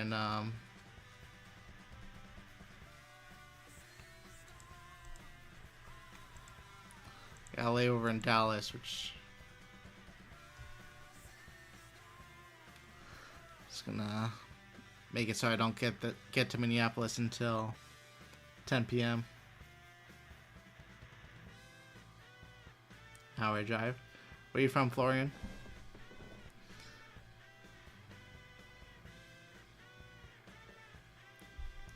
Alright, we got all 8 people in here. Let's get the draft started.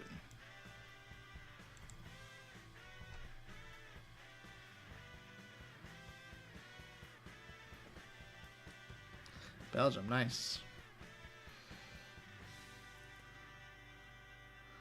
When I was in Vegas this past weekend for the SCG Con in Battle Hardened, I had to stay an extra day because my flight got canceled, and I spent that extra night at Caesar's Palace playing poker at the 1-3 tables, and there were 3 Belgians there, and I got to talk to them a little bit about their country, and it's pretty cool. Alright, pack 1, pick 1.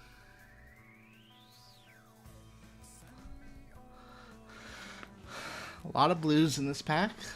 3 assassin cards.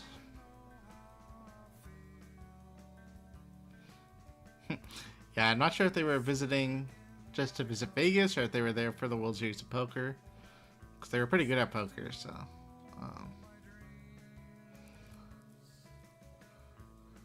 but it's still fun to talk to them. Alright, Deep Blue Sea is very strong blue, but it's kind of risky to play against new. Can pick the Waning Vengeance, send a signal. Card's okay. It's kind of like a 2 for 6 in a way. I'm down. I don't think I want any of these other cards. Wind Chakra is okay at enabling Transcend.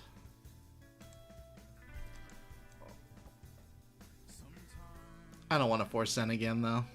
Even though we didn't force last time. Alright, cool. So we get the Waxing Spectre passed to us. This is like the perfect situation. We sent a signal already. The person passing to us sent a signal that they're picking a ninja card, that they're going into the ninja class. Uphold Tradition's very good too, but Waxing's one of your better win conditions.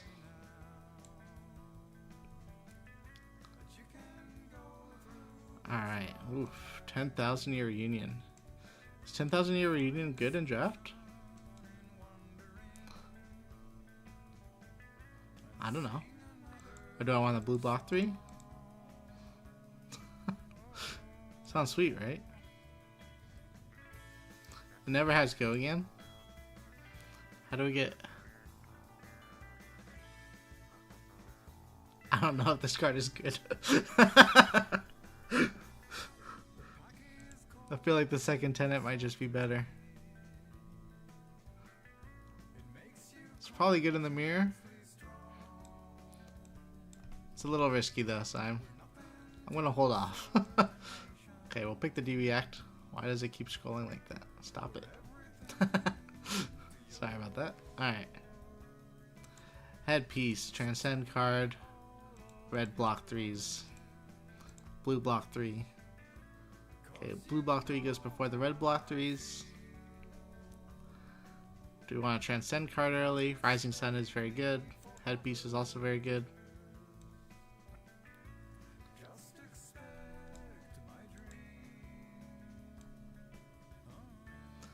Alright, there are 5 Illusionist cards in this pack. Sorry, 4 Illusionist cards and 1 Transcend card. I expect one of these Illusionist cards to wheel, so I'll pick the headpiece. The gloves are there, but we already saw Uphold Tradition. I pick the D-React that enables Transcending. Moon Chakra is fine. Wash Away is fine. Sigil is pretty good.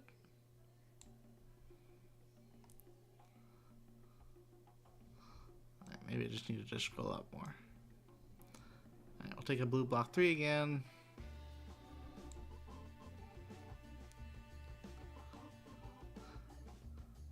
Alright, so the Uphold Tradition's in the next pack. This is our wheel.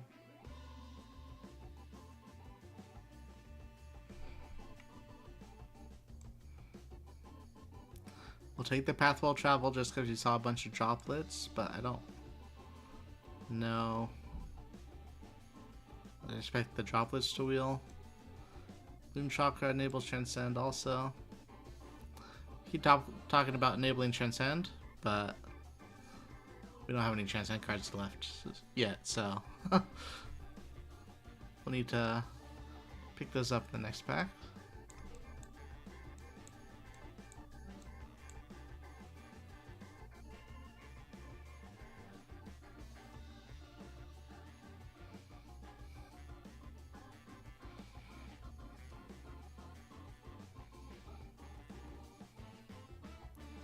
Alright, droplets are wheeling.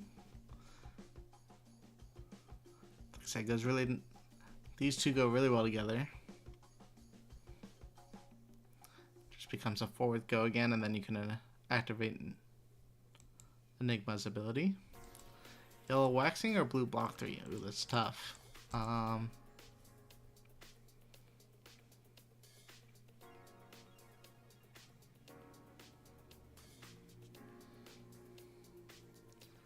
wouldn't be surprised if a lot of people pick the yellow waxing.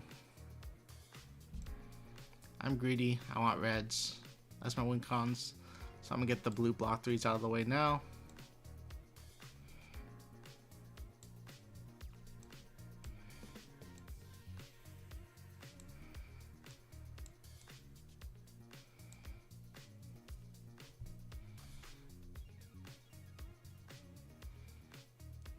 Alright, greens is fine. Red waxing is very good. The arm piece, it's not the one we ideally want, but we need to get one eventually. I think it's between waxing and Battlefront Bastion.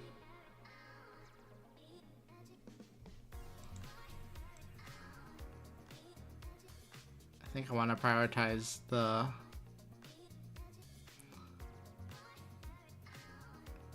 card that's more of a win condition instead of just a power card or a good defensive option.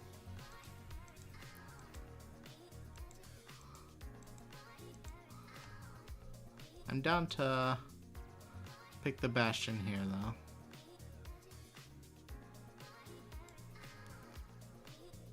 The more Bastions you have, the better you are against the ninjas, obviously.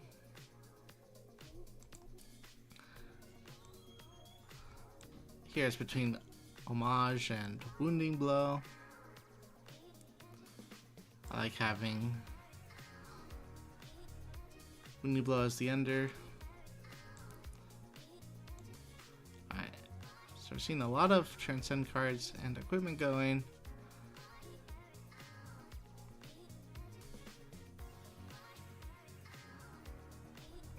Spectral Manifestations is great. Drop is also great. Heirloom's also great. I would have took that whole pack, honestly. Droplet. Blue Wounding Blow. But yeah, this so far it's looking solid. I don't think we have to play that single-minded determination. I think it's fine. But I don't really want reds that are just going to be block 3s unless it's a defense reaction to play around Assassin. Speaking of red block 3s that are defense reactions, we'll go ahead and pick it up.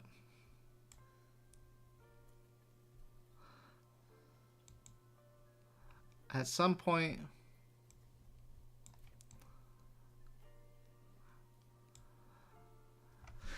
we need to start prioritizing equipment and Transcend cards.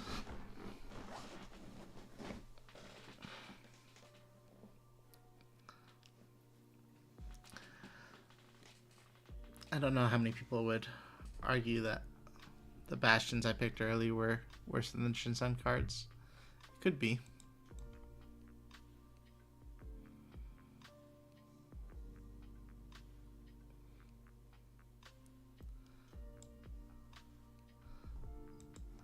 Alright.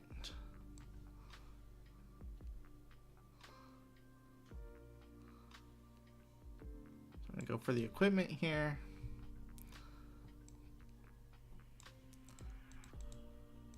Man, that's interesting. I wonder if we're the only illusionists? I don't think so. Trying to remember what else was in this pack that they might have picked. I'm gonna pick the Transcend card though.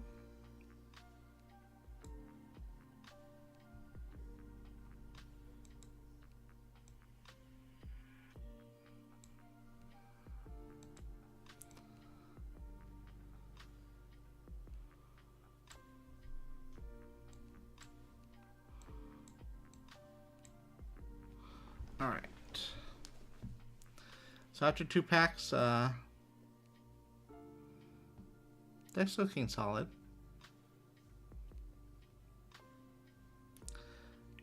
I'm your favorite Fab player. Thank you so much. I'm doing well. How are you doing? Cap and Dog Dog.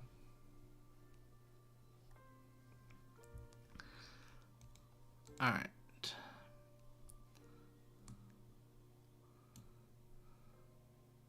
Pack 3. Red Haunting Spectre is fine. Pretty decent. It's growing on me a bit. Astral Etchings is better when we have more manifestations, which we haven't seen. We've only seen 1 manifestation so far. Stir the Pot's okay. We'll take the Haunting Spectre.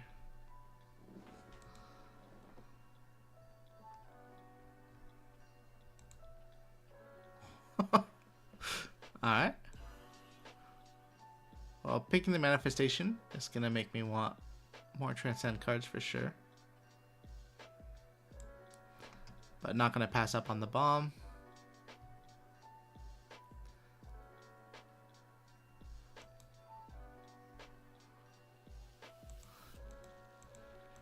Huh. 0 for 4. Defense reaction.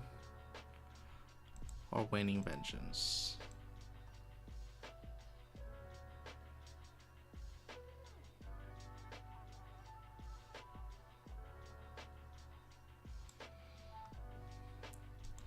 Take the 0 for 4. Hey. Where did Chrome go? Chrome did this yesterday too. Alright, let me try to pull it up again for you guys.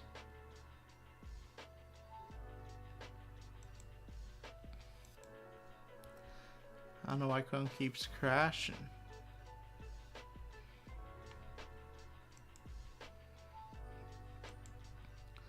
Looks like my connection's fine. Alright. It reorganized all my picks, which is annoying.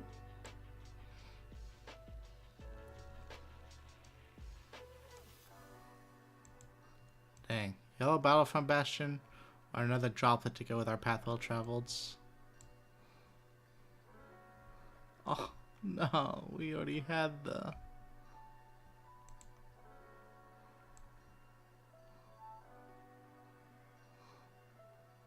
We already have the gloves, unfortunately.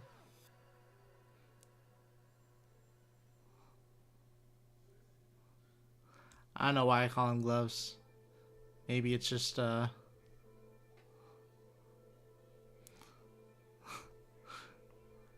play too much Diablo or something.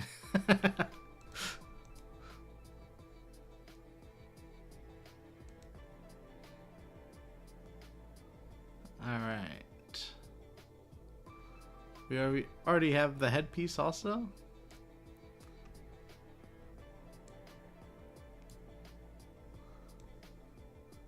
So at this point we want lots of blues. Block 3s. The legs are fine.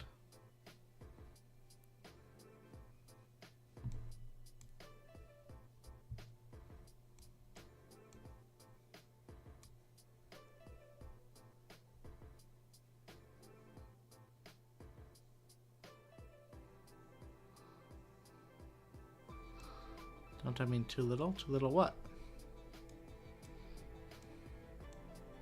Oh, too little Diablo. I see. You think I don't play enough? Got it. I'm just trying to organize this really quick.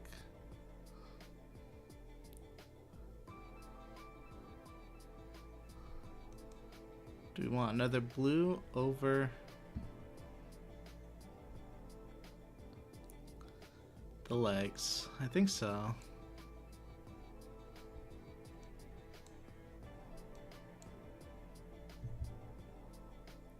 And how many evasive leaps is too many?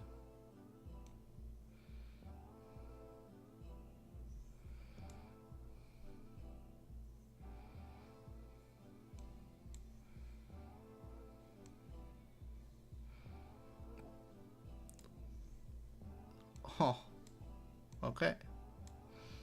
Well then. Let's go ahead and export this to Fabtcg.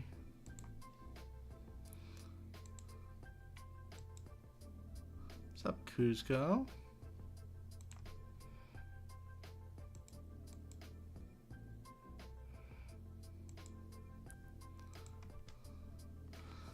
We got 4 red evasive leaps.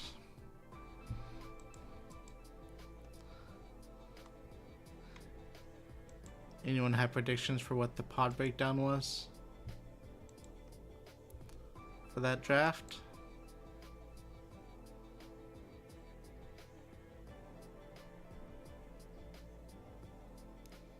It's just 33 cards.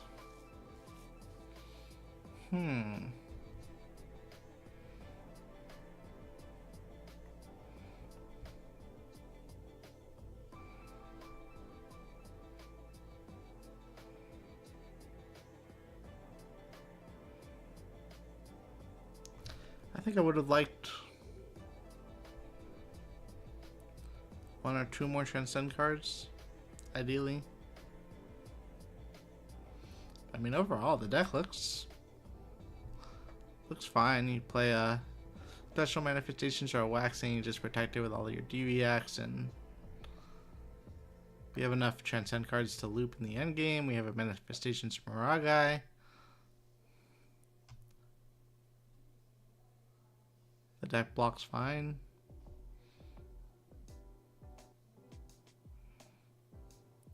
I think I'm happy with the list or deck that we drafted.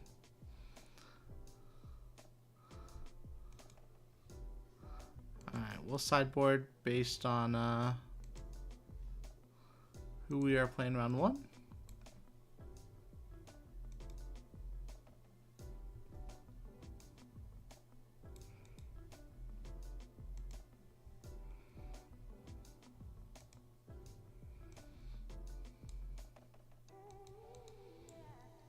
See, I'll send the invite link over to them.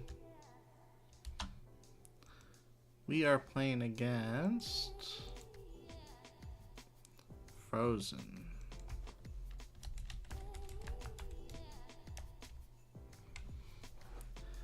Alright, let's check what the breakdown ended up being. We were passing to an assassin, makes sense. The person passing to us was ninja, makes sense.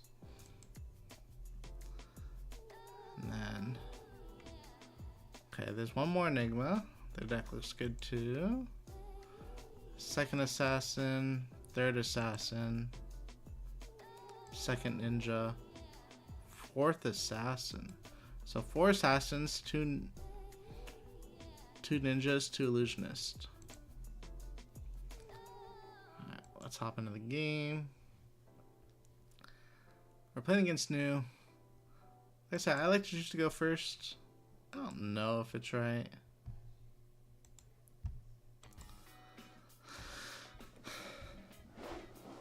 So against new, we could cut some of our blue attacks.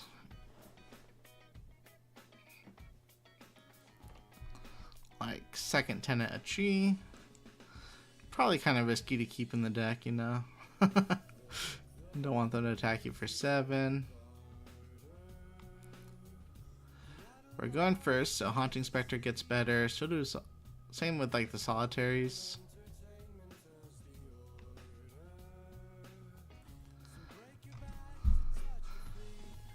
It is not easy to cut 2 cards from this though. We're at 16 blues by cutting the second Tenet Achi, so I don't really want to go below 16 blues. So we're going to keep all the blues there, which means it either has to be red or yellow. I'm getting there late tomorrow night. How about you? When do you get to your nationals?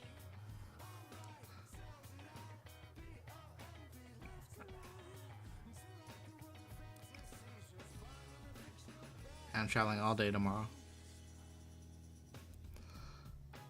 Huh.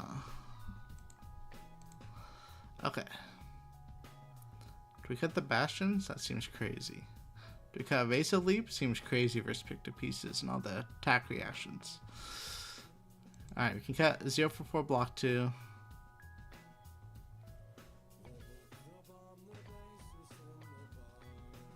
Play 1 solitary.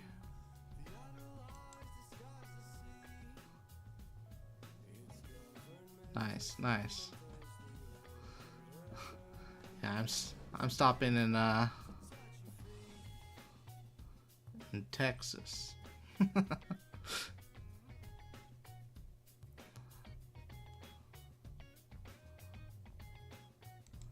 I think we're just gonna throw the bastion here.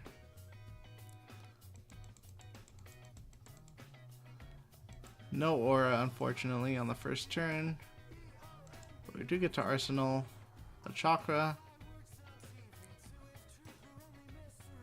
which will be big later.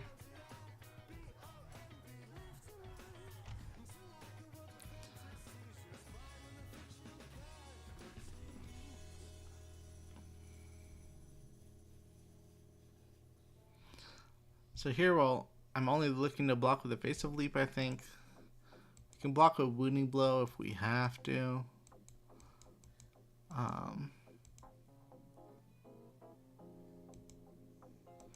Dang, big number. 8 go again.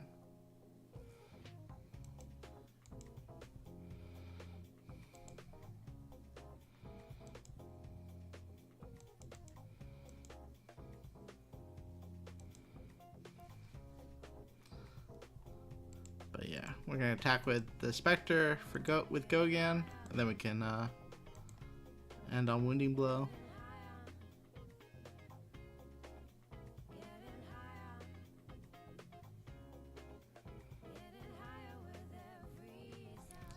And then based on our next hand, we'll either try to protect this Spectre or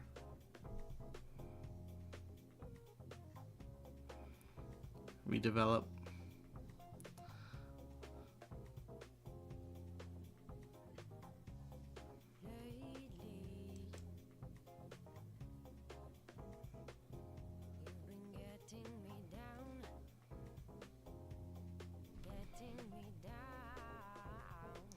Say no blocks.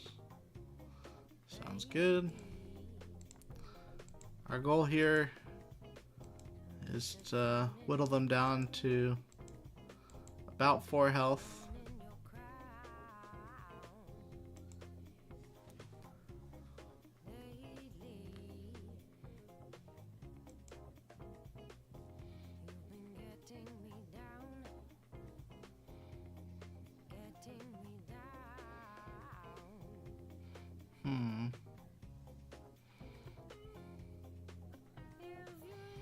I'm not sure what attacking with gravekeeping means. They're gonna use stilettos, but they didn't block with stilettos.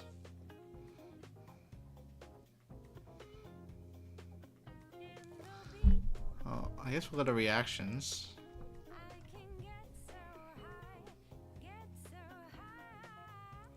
Could be Gorgon's Gaze, I guess. It's the only thing that makes sense, since that doesn't require you to...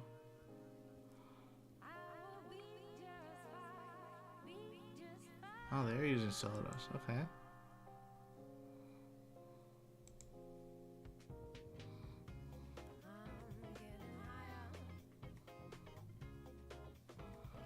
Huh.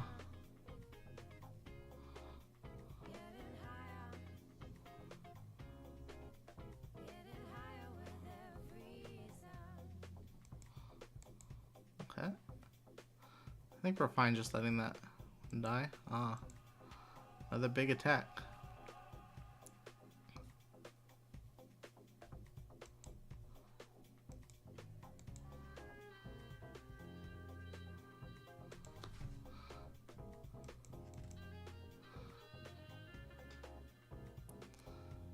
Alright, we're gonna take one here. We'll be at 12 all. But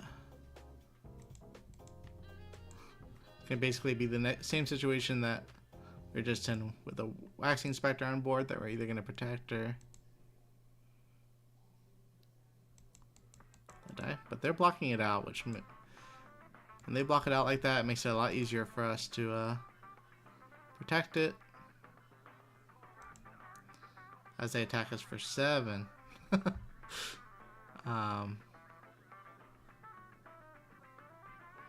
yeah, this should be fine. We got 3, 6, 7.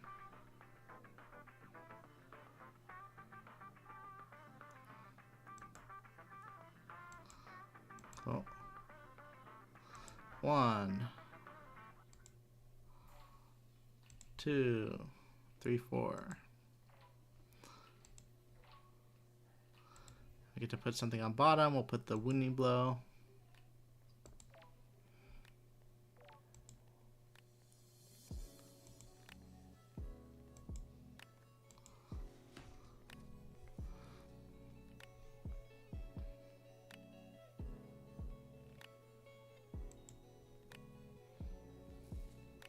So I think I'm gonna put the waning vengeance on bottom. Yeah, I like that.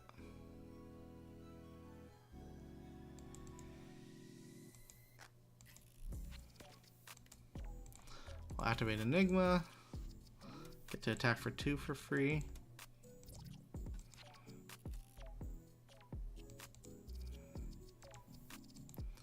We'll play Solitary Companion. More protection. And we just pray that they don't have a pick to pieces here.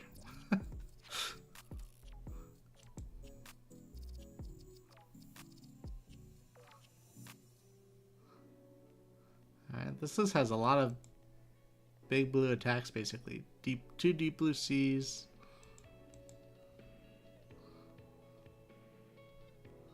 Okay.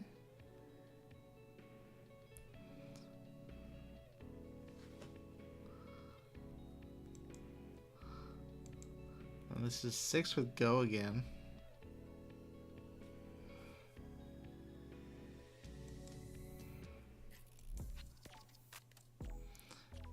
Maybe I should have kept the Bastion. Yeah, it's probably a mistake.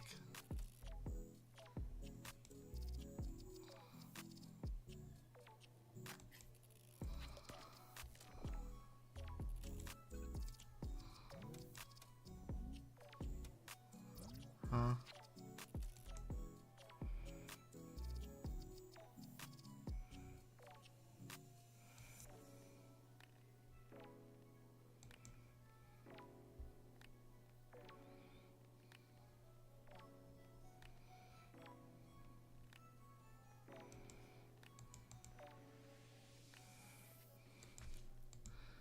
Yeah, not sure. I wish I kept the Bastion now, because then I could have went manifestations into Bastion, since I was losing everything anyways.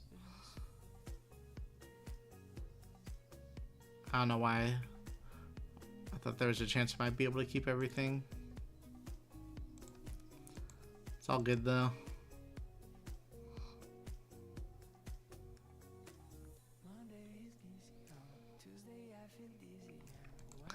They still have a Slither in hand.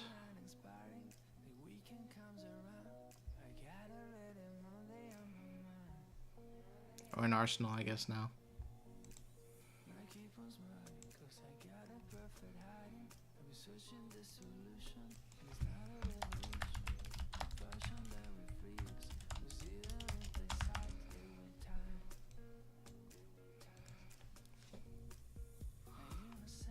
Oh. So block 1, we're gonna put it up to 5, and then they're at that magic 4 number. So I like with Enigma. Oh my god, this hand is disgusting.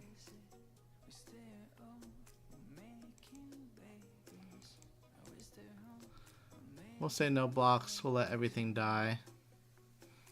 So as long as they're not attacking us for 11, then they're in a lot of trouble on their turn. We know that there's a Slither in their arsenal, so no way for it to get up to 11.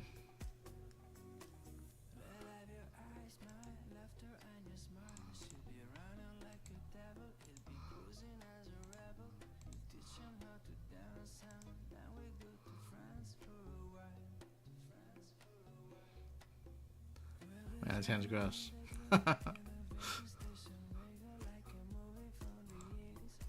make it forward go again.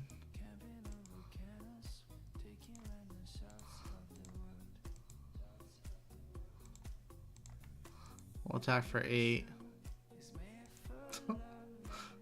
Ridiculous. And then play Ward 4.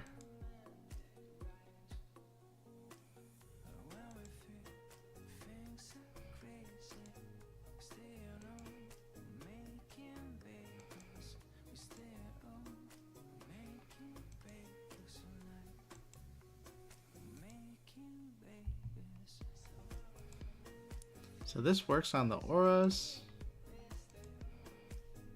So we can attack for 10 now.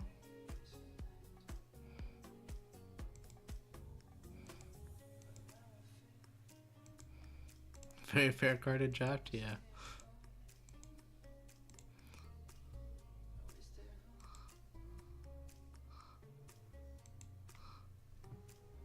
Nice. Yeah, 8 into 4. It's gonna be good enough there. Alright, good start to the second draft. 1-0.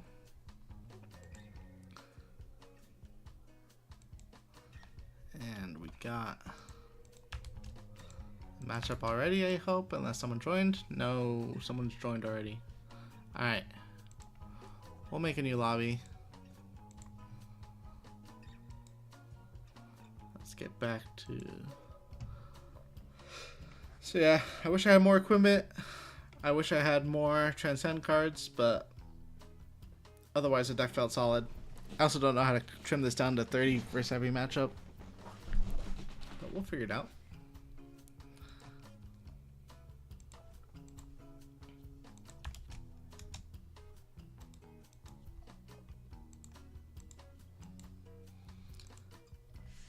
Alright. I should probably paste this link.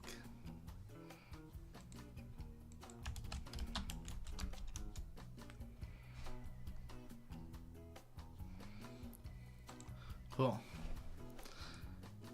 Yeah, so 4 red evasive leaps. I don't know how good the Haunting Spectre is in this deck. It's probably okay.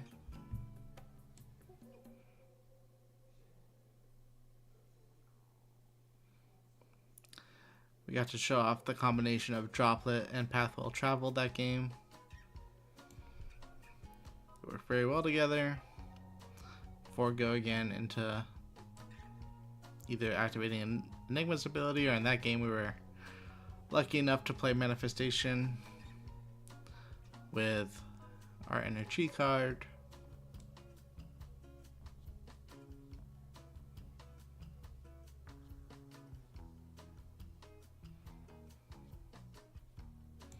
But yeah, pretty solid draft. Those cards are not legal. Okay.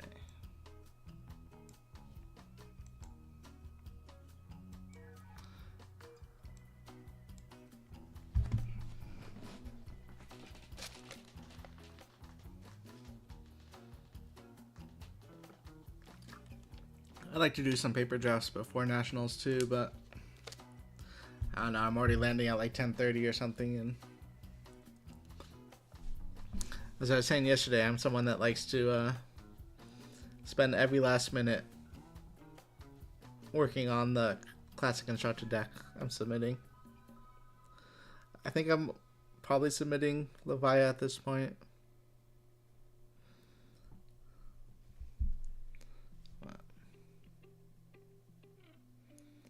We'll We'll see.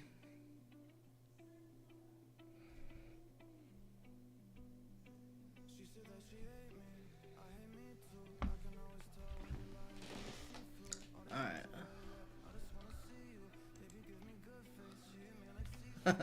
Yeah, I would like to get in at a decent time, but not always possible when you're flying Frontier.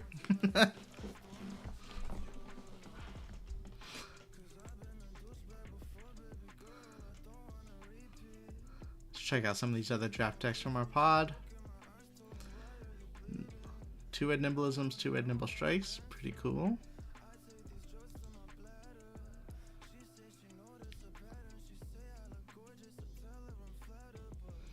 Yeah, they have...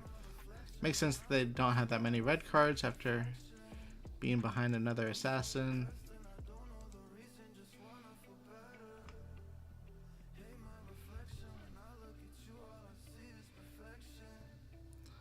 Looks like a pretty solid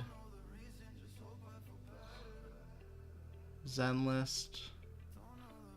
Not big on companions, but still looks fine. They got the sacred art, which is nice.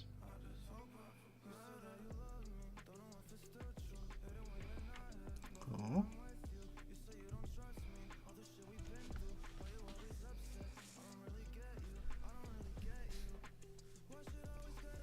This, excuse me. This is the list we just played against.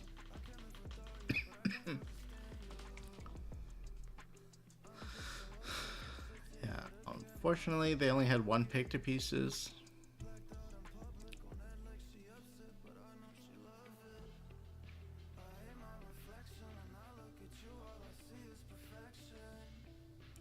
But doesn't look bad, honestly, for having 4 news in the pod. Now, somehow, the new behind them got a lot more reds. Some of these are illusionist cards, but yeah, they got more pick to pieces.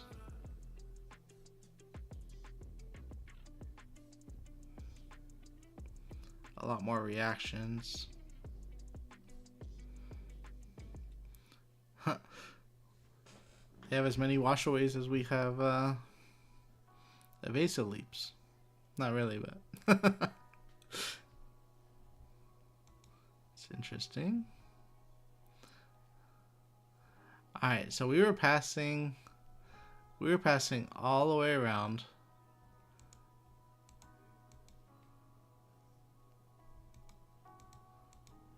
And then the 10,000 year reunion made it to try harder. I wonder how it's working for them.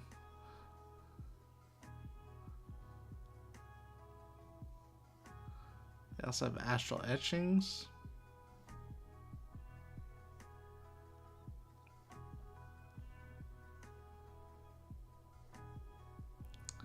This looks like a good Enigma list also.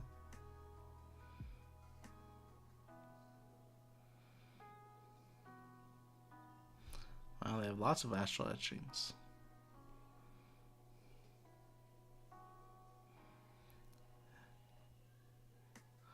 Four transcend cards. I like it. And the person passing to us.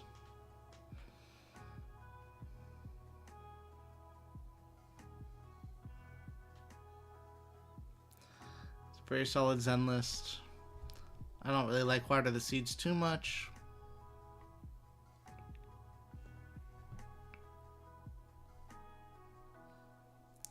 They have a lot of Transcend. Huh. Alright, our 1-0 opponent is here. Oh, we're facing the Enigma Mirror.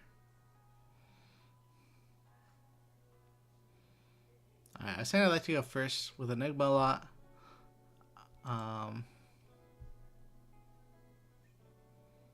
Maybe second in the mirror.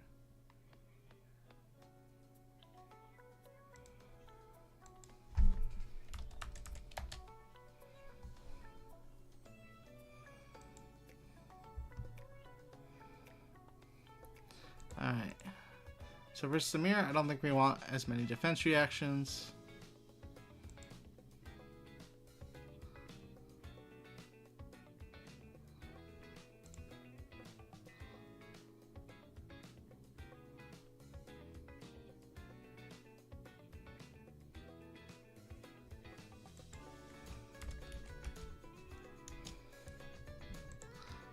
Do I want haste? We'll just try with one defense reaction.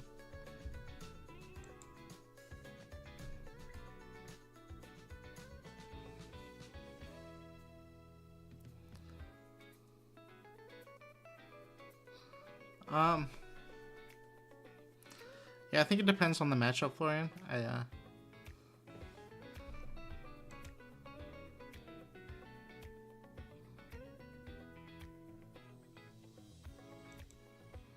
Alright, opponent's got a good start.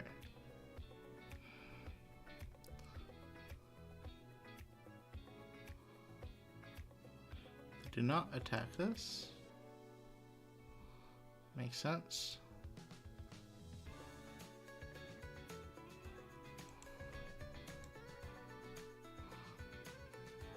But yeah, I've definitely done like 6s and stuff before, and I've tried to leak damage on turn 0, so. But yeah, like I said, I'll always try to end the turn with an arsenal if possible.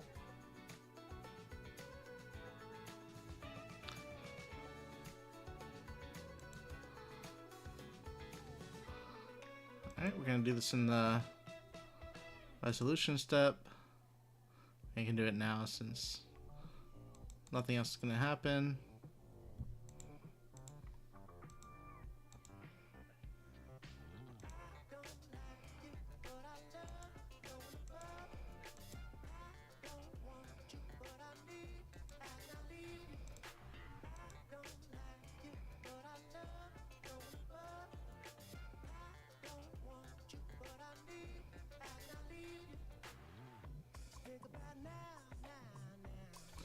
And then we don't really have a way to get rid of this energy, but I think I will use it on, like, it's not very efficient, I mean, but I will use it on the uphold tradition here.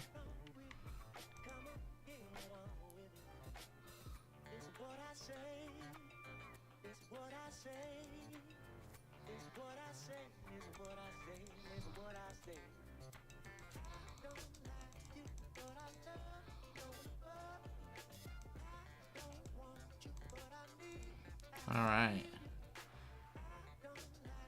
We're able to clear the board, which is very important. This hand, though, not it. Alright, so they got some no blocks in their hand.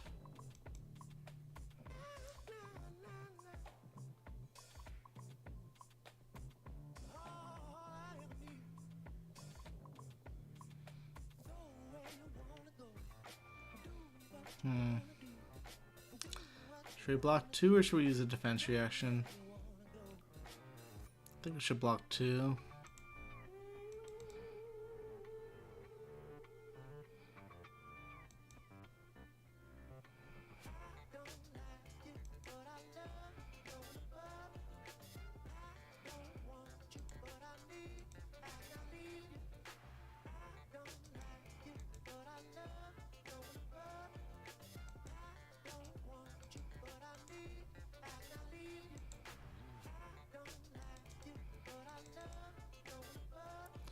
I ended up using the defense reaction anyways, so worked out.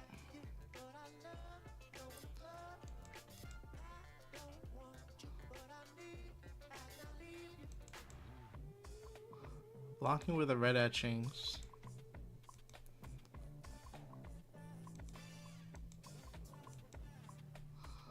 A little scary, but I guess it makes sense that they didn't know what the follow-up was going to be.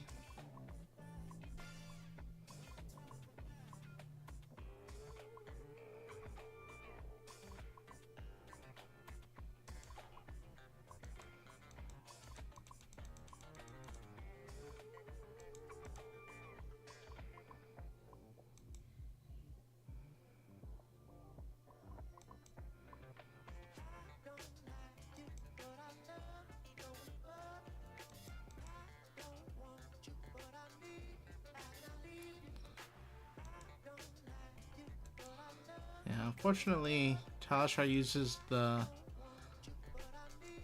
Bastion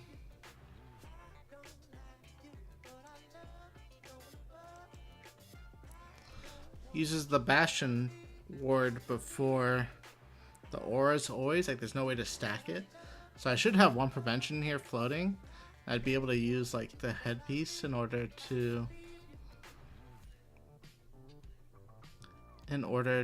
stop this attack for 2 fully. And if that was the case, then I would think I would arsenal this Preserve Tradition. But whatever. It's Talishar, so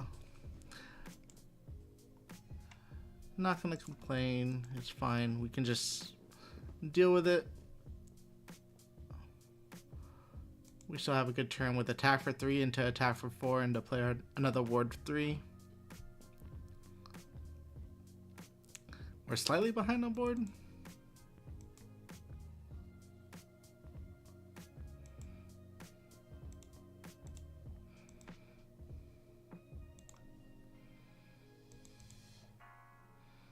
Yeah, I think Classic Constructed is the same. Sorry, missed yours. Follow up.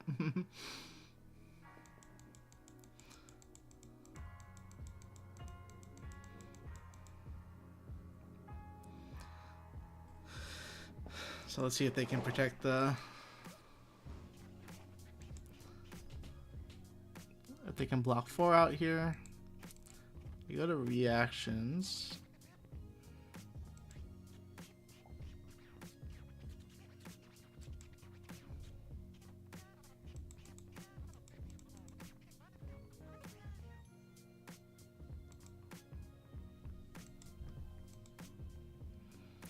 Alright, makes sense.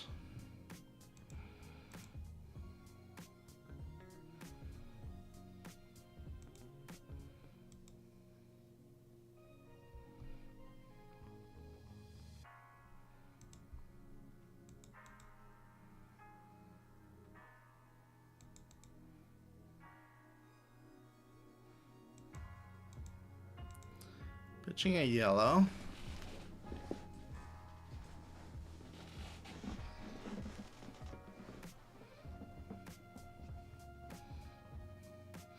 But they're also pitching an Astral Etchings, which is scary. Means they might have another one.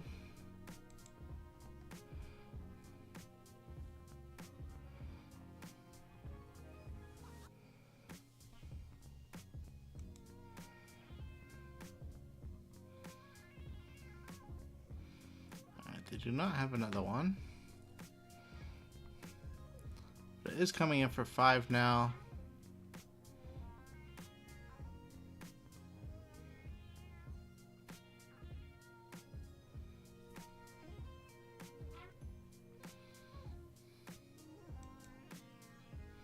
Dang. Was I supposed to block there? The Spectral Manifestations?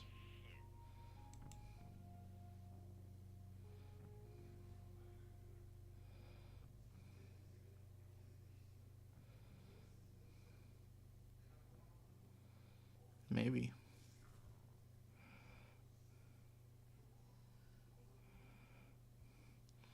Do we value the 3 attack that attacks for free every turn over the 4 attack that we have to pitch 1 for?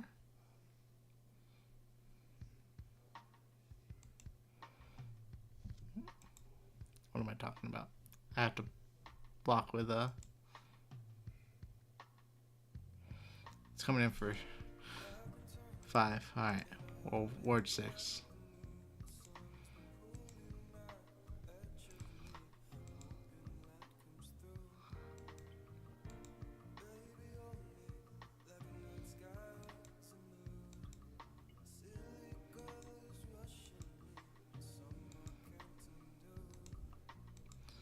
Alright, so they are definitely ahead on board now.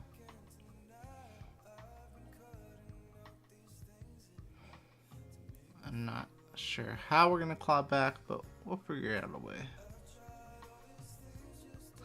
I guess I was supposed to block the Waxing Spectre. I wanted to arsenal the Spectral Manifestations.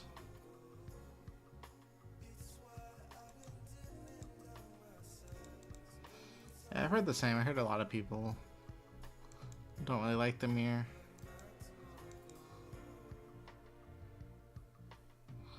We could, but we wouldn't get the counters from the manifestation, which I think is a very big deal.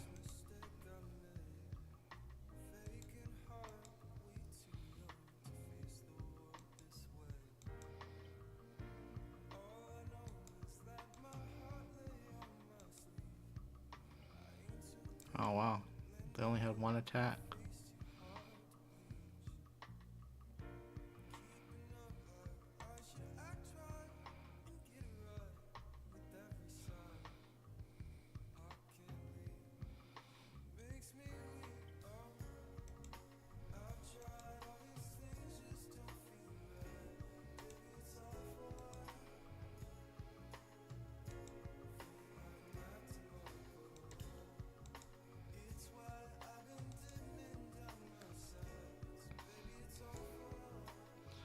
Alright, a lot of defensive auras from our opponent.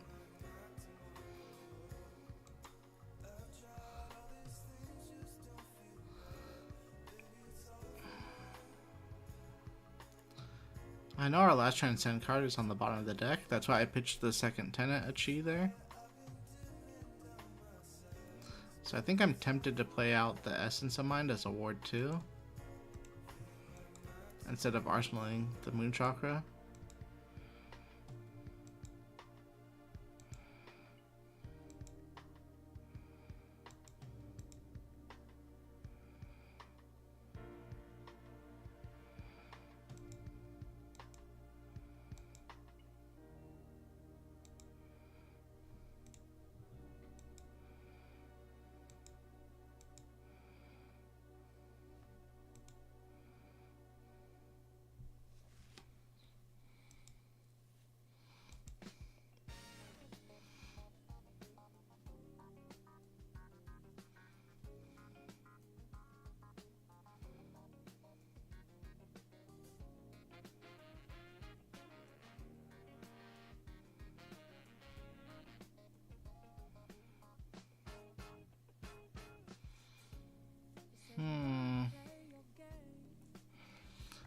Thoughts? What do we do? We just let the ward 2 die, or do we keep it to have it as a chain ender? Attacking for droplets. Attacking with droplets a little bit better.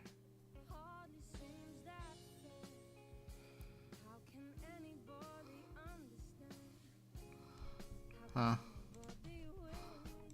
Alright. We'll block with the droplet.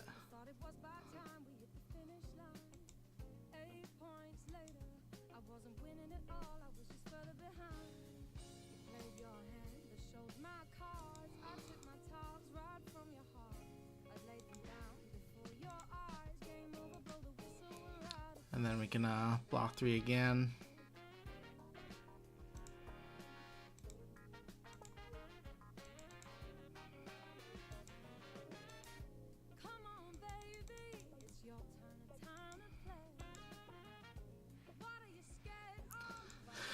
And then we got 4 into 4.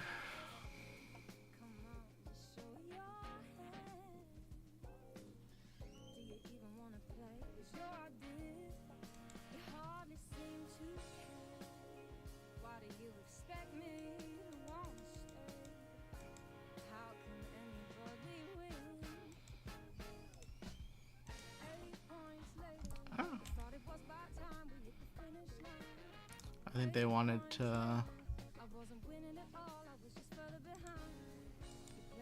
use their other word instead of their spectral shield, which makes sense.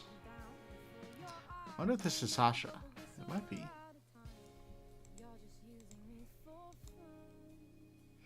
If so, hello, Sasha.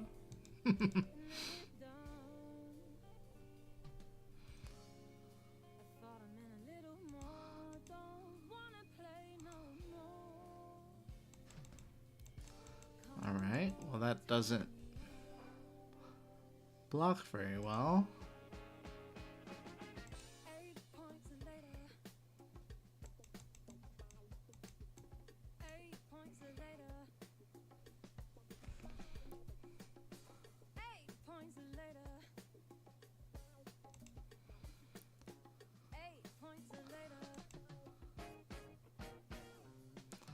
So they're gonna use Enigma so they get another shield off the Waning Vengeance. Ooh. Then they ward 4 with these two. They have one special shield with a counter, another special shield with a counter, one without a counter. And they have another Transcend card in hand, and like a blue. Oh, they're actually blocking.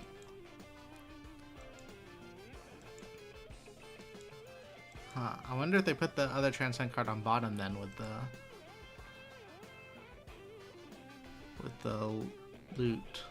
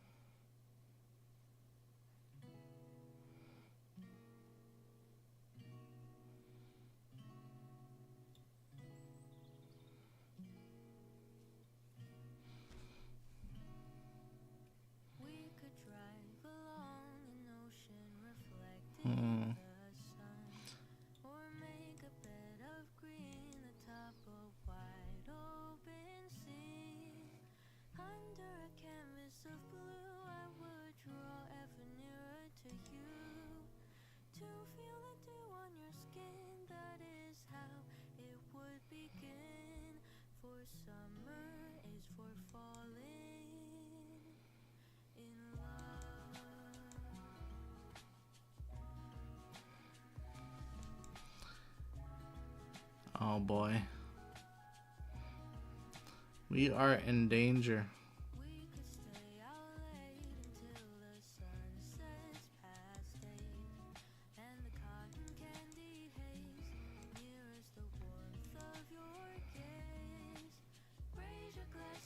Aw, they had no more attack after? No way. Wonder what they're arsenaling. Dang. I mean, they could always pitch that card to attack, right? We're just like all in on this manifestation since we know that we have the Chi in the next hand.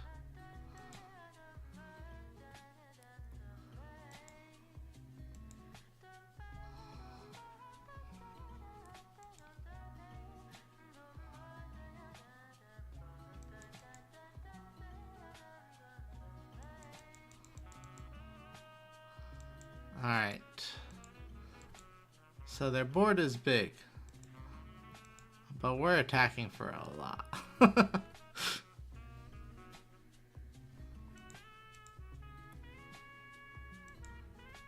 And then we only need to keep one card to attack for a lot again the next turn.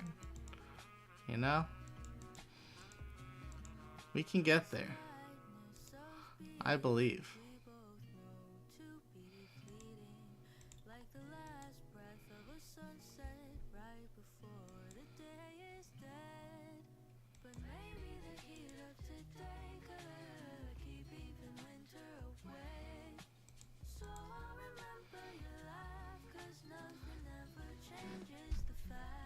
And they might not have many cards that block. Just kidding. Yeah, no, their deck is good for sure.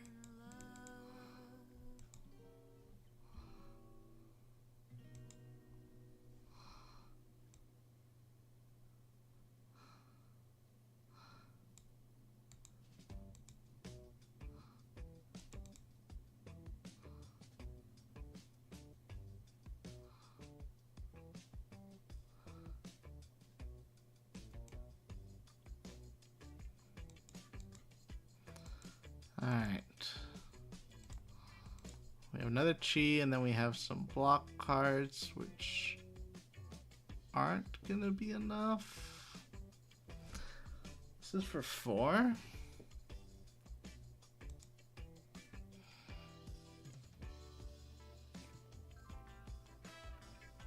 Four into 5 into 4. Can we actually stop that? I don't think so, huh?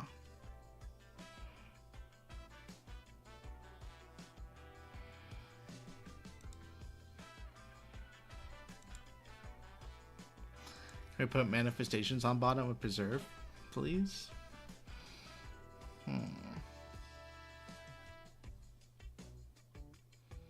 Yeah.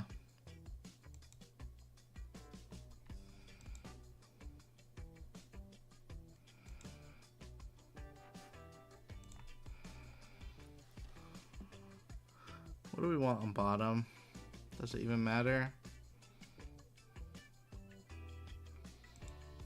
Maybe the weapon.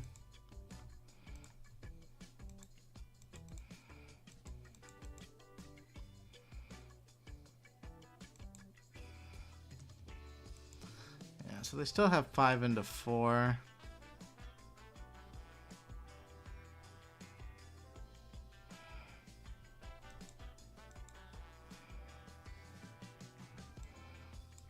Can't stop it all, unfortunately.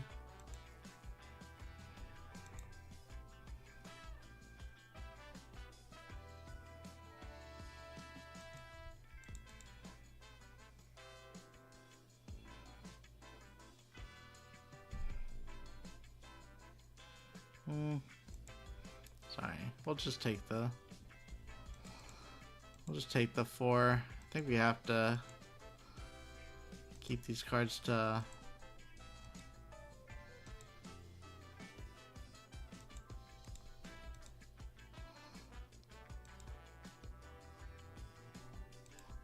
try to clear board somehow.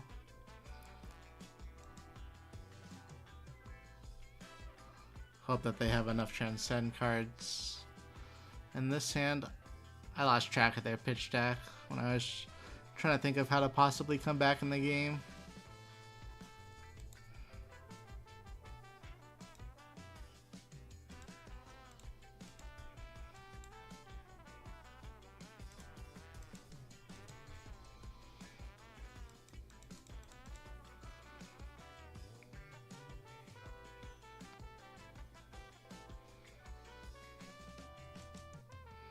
No, stop. A Haunting Spectre. It's not great.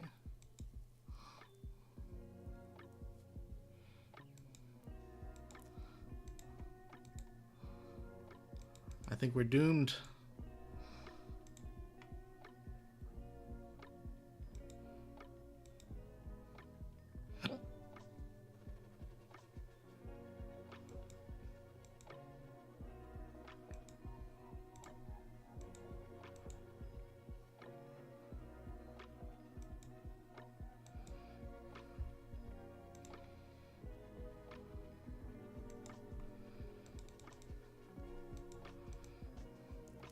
Block 5, we can't block 4. Yeah, we'll call it game. Dang, GG.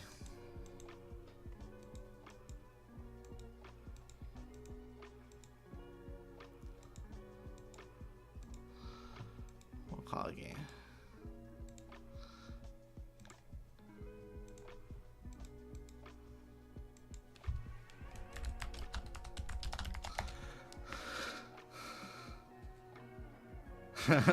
They said, GG, my deck is broken. I said, yeah, sick deck. So, yeah.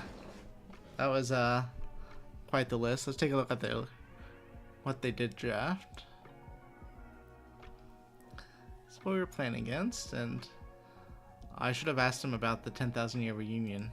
They didn't play it versus us, which means if they didn't play it versus us, I don't imagine they're playing it versus anyone.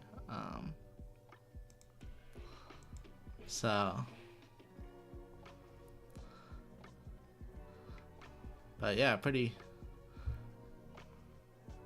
amazing list. Where was the other? Oh, it was just 2 of us, right?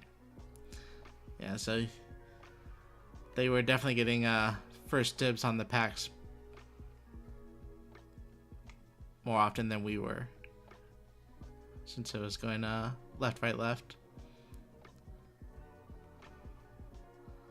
But yeah, the blue auras didn't really do anything. It's more, I think the mirror comes down to who has more of the instant speed auras a lot of the time, because that's how you can like keep up the tempo and snowball things out of control. It's like spectral manifestations matters a lot when you don't mind resetting, but the Enigma mirror is not really about resetting and catching back up. It's about snowballing. It's like really hard to catch back up.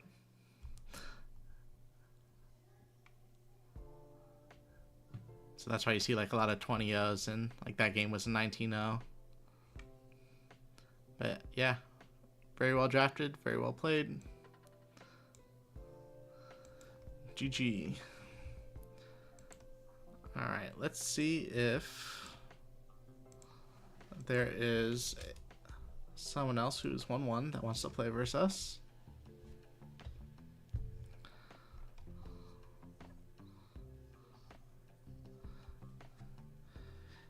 It looks like the other players have dropped and started a new draft. So if that's the case, I think we are gonna end up calling the stream there. We got 2 drafts in. I think we navigated both drafts fine. We were 1 of 2 Enigma in the second pod, and we just lost to the other Enigma deck that was very strong. But yeah, again, I'm traveling all day tomorrow, and we'll be in Minneapolis all weekend. I might be back on Monday. I'm not 100% sure on what my travel plans are yet. So, for coming back home, if I'm traveling home on Monday, then there will be no stream. Otherwise, yeah, I hope you guys will tune in then to the next one, either Monday or Tuesday. But yeah, thanks for hanging out today, guys. I appreciate it. And then yeah, I hope everyone has a good weekend at Nationals if you're going to Minneapolis. And yeah, we'll talk about it on next week's stream. So, all right, good night.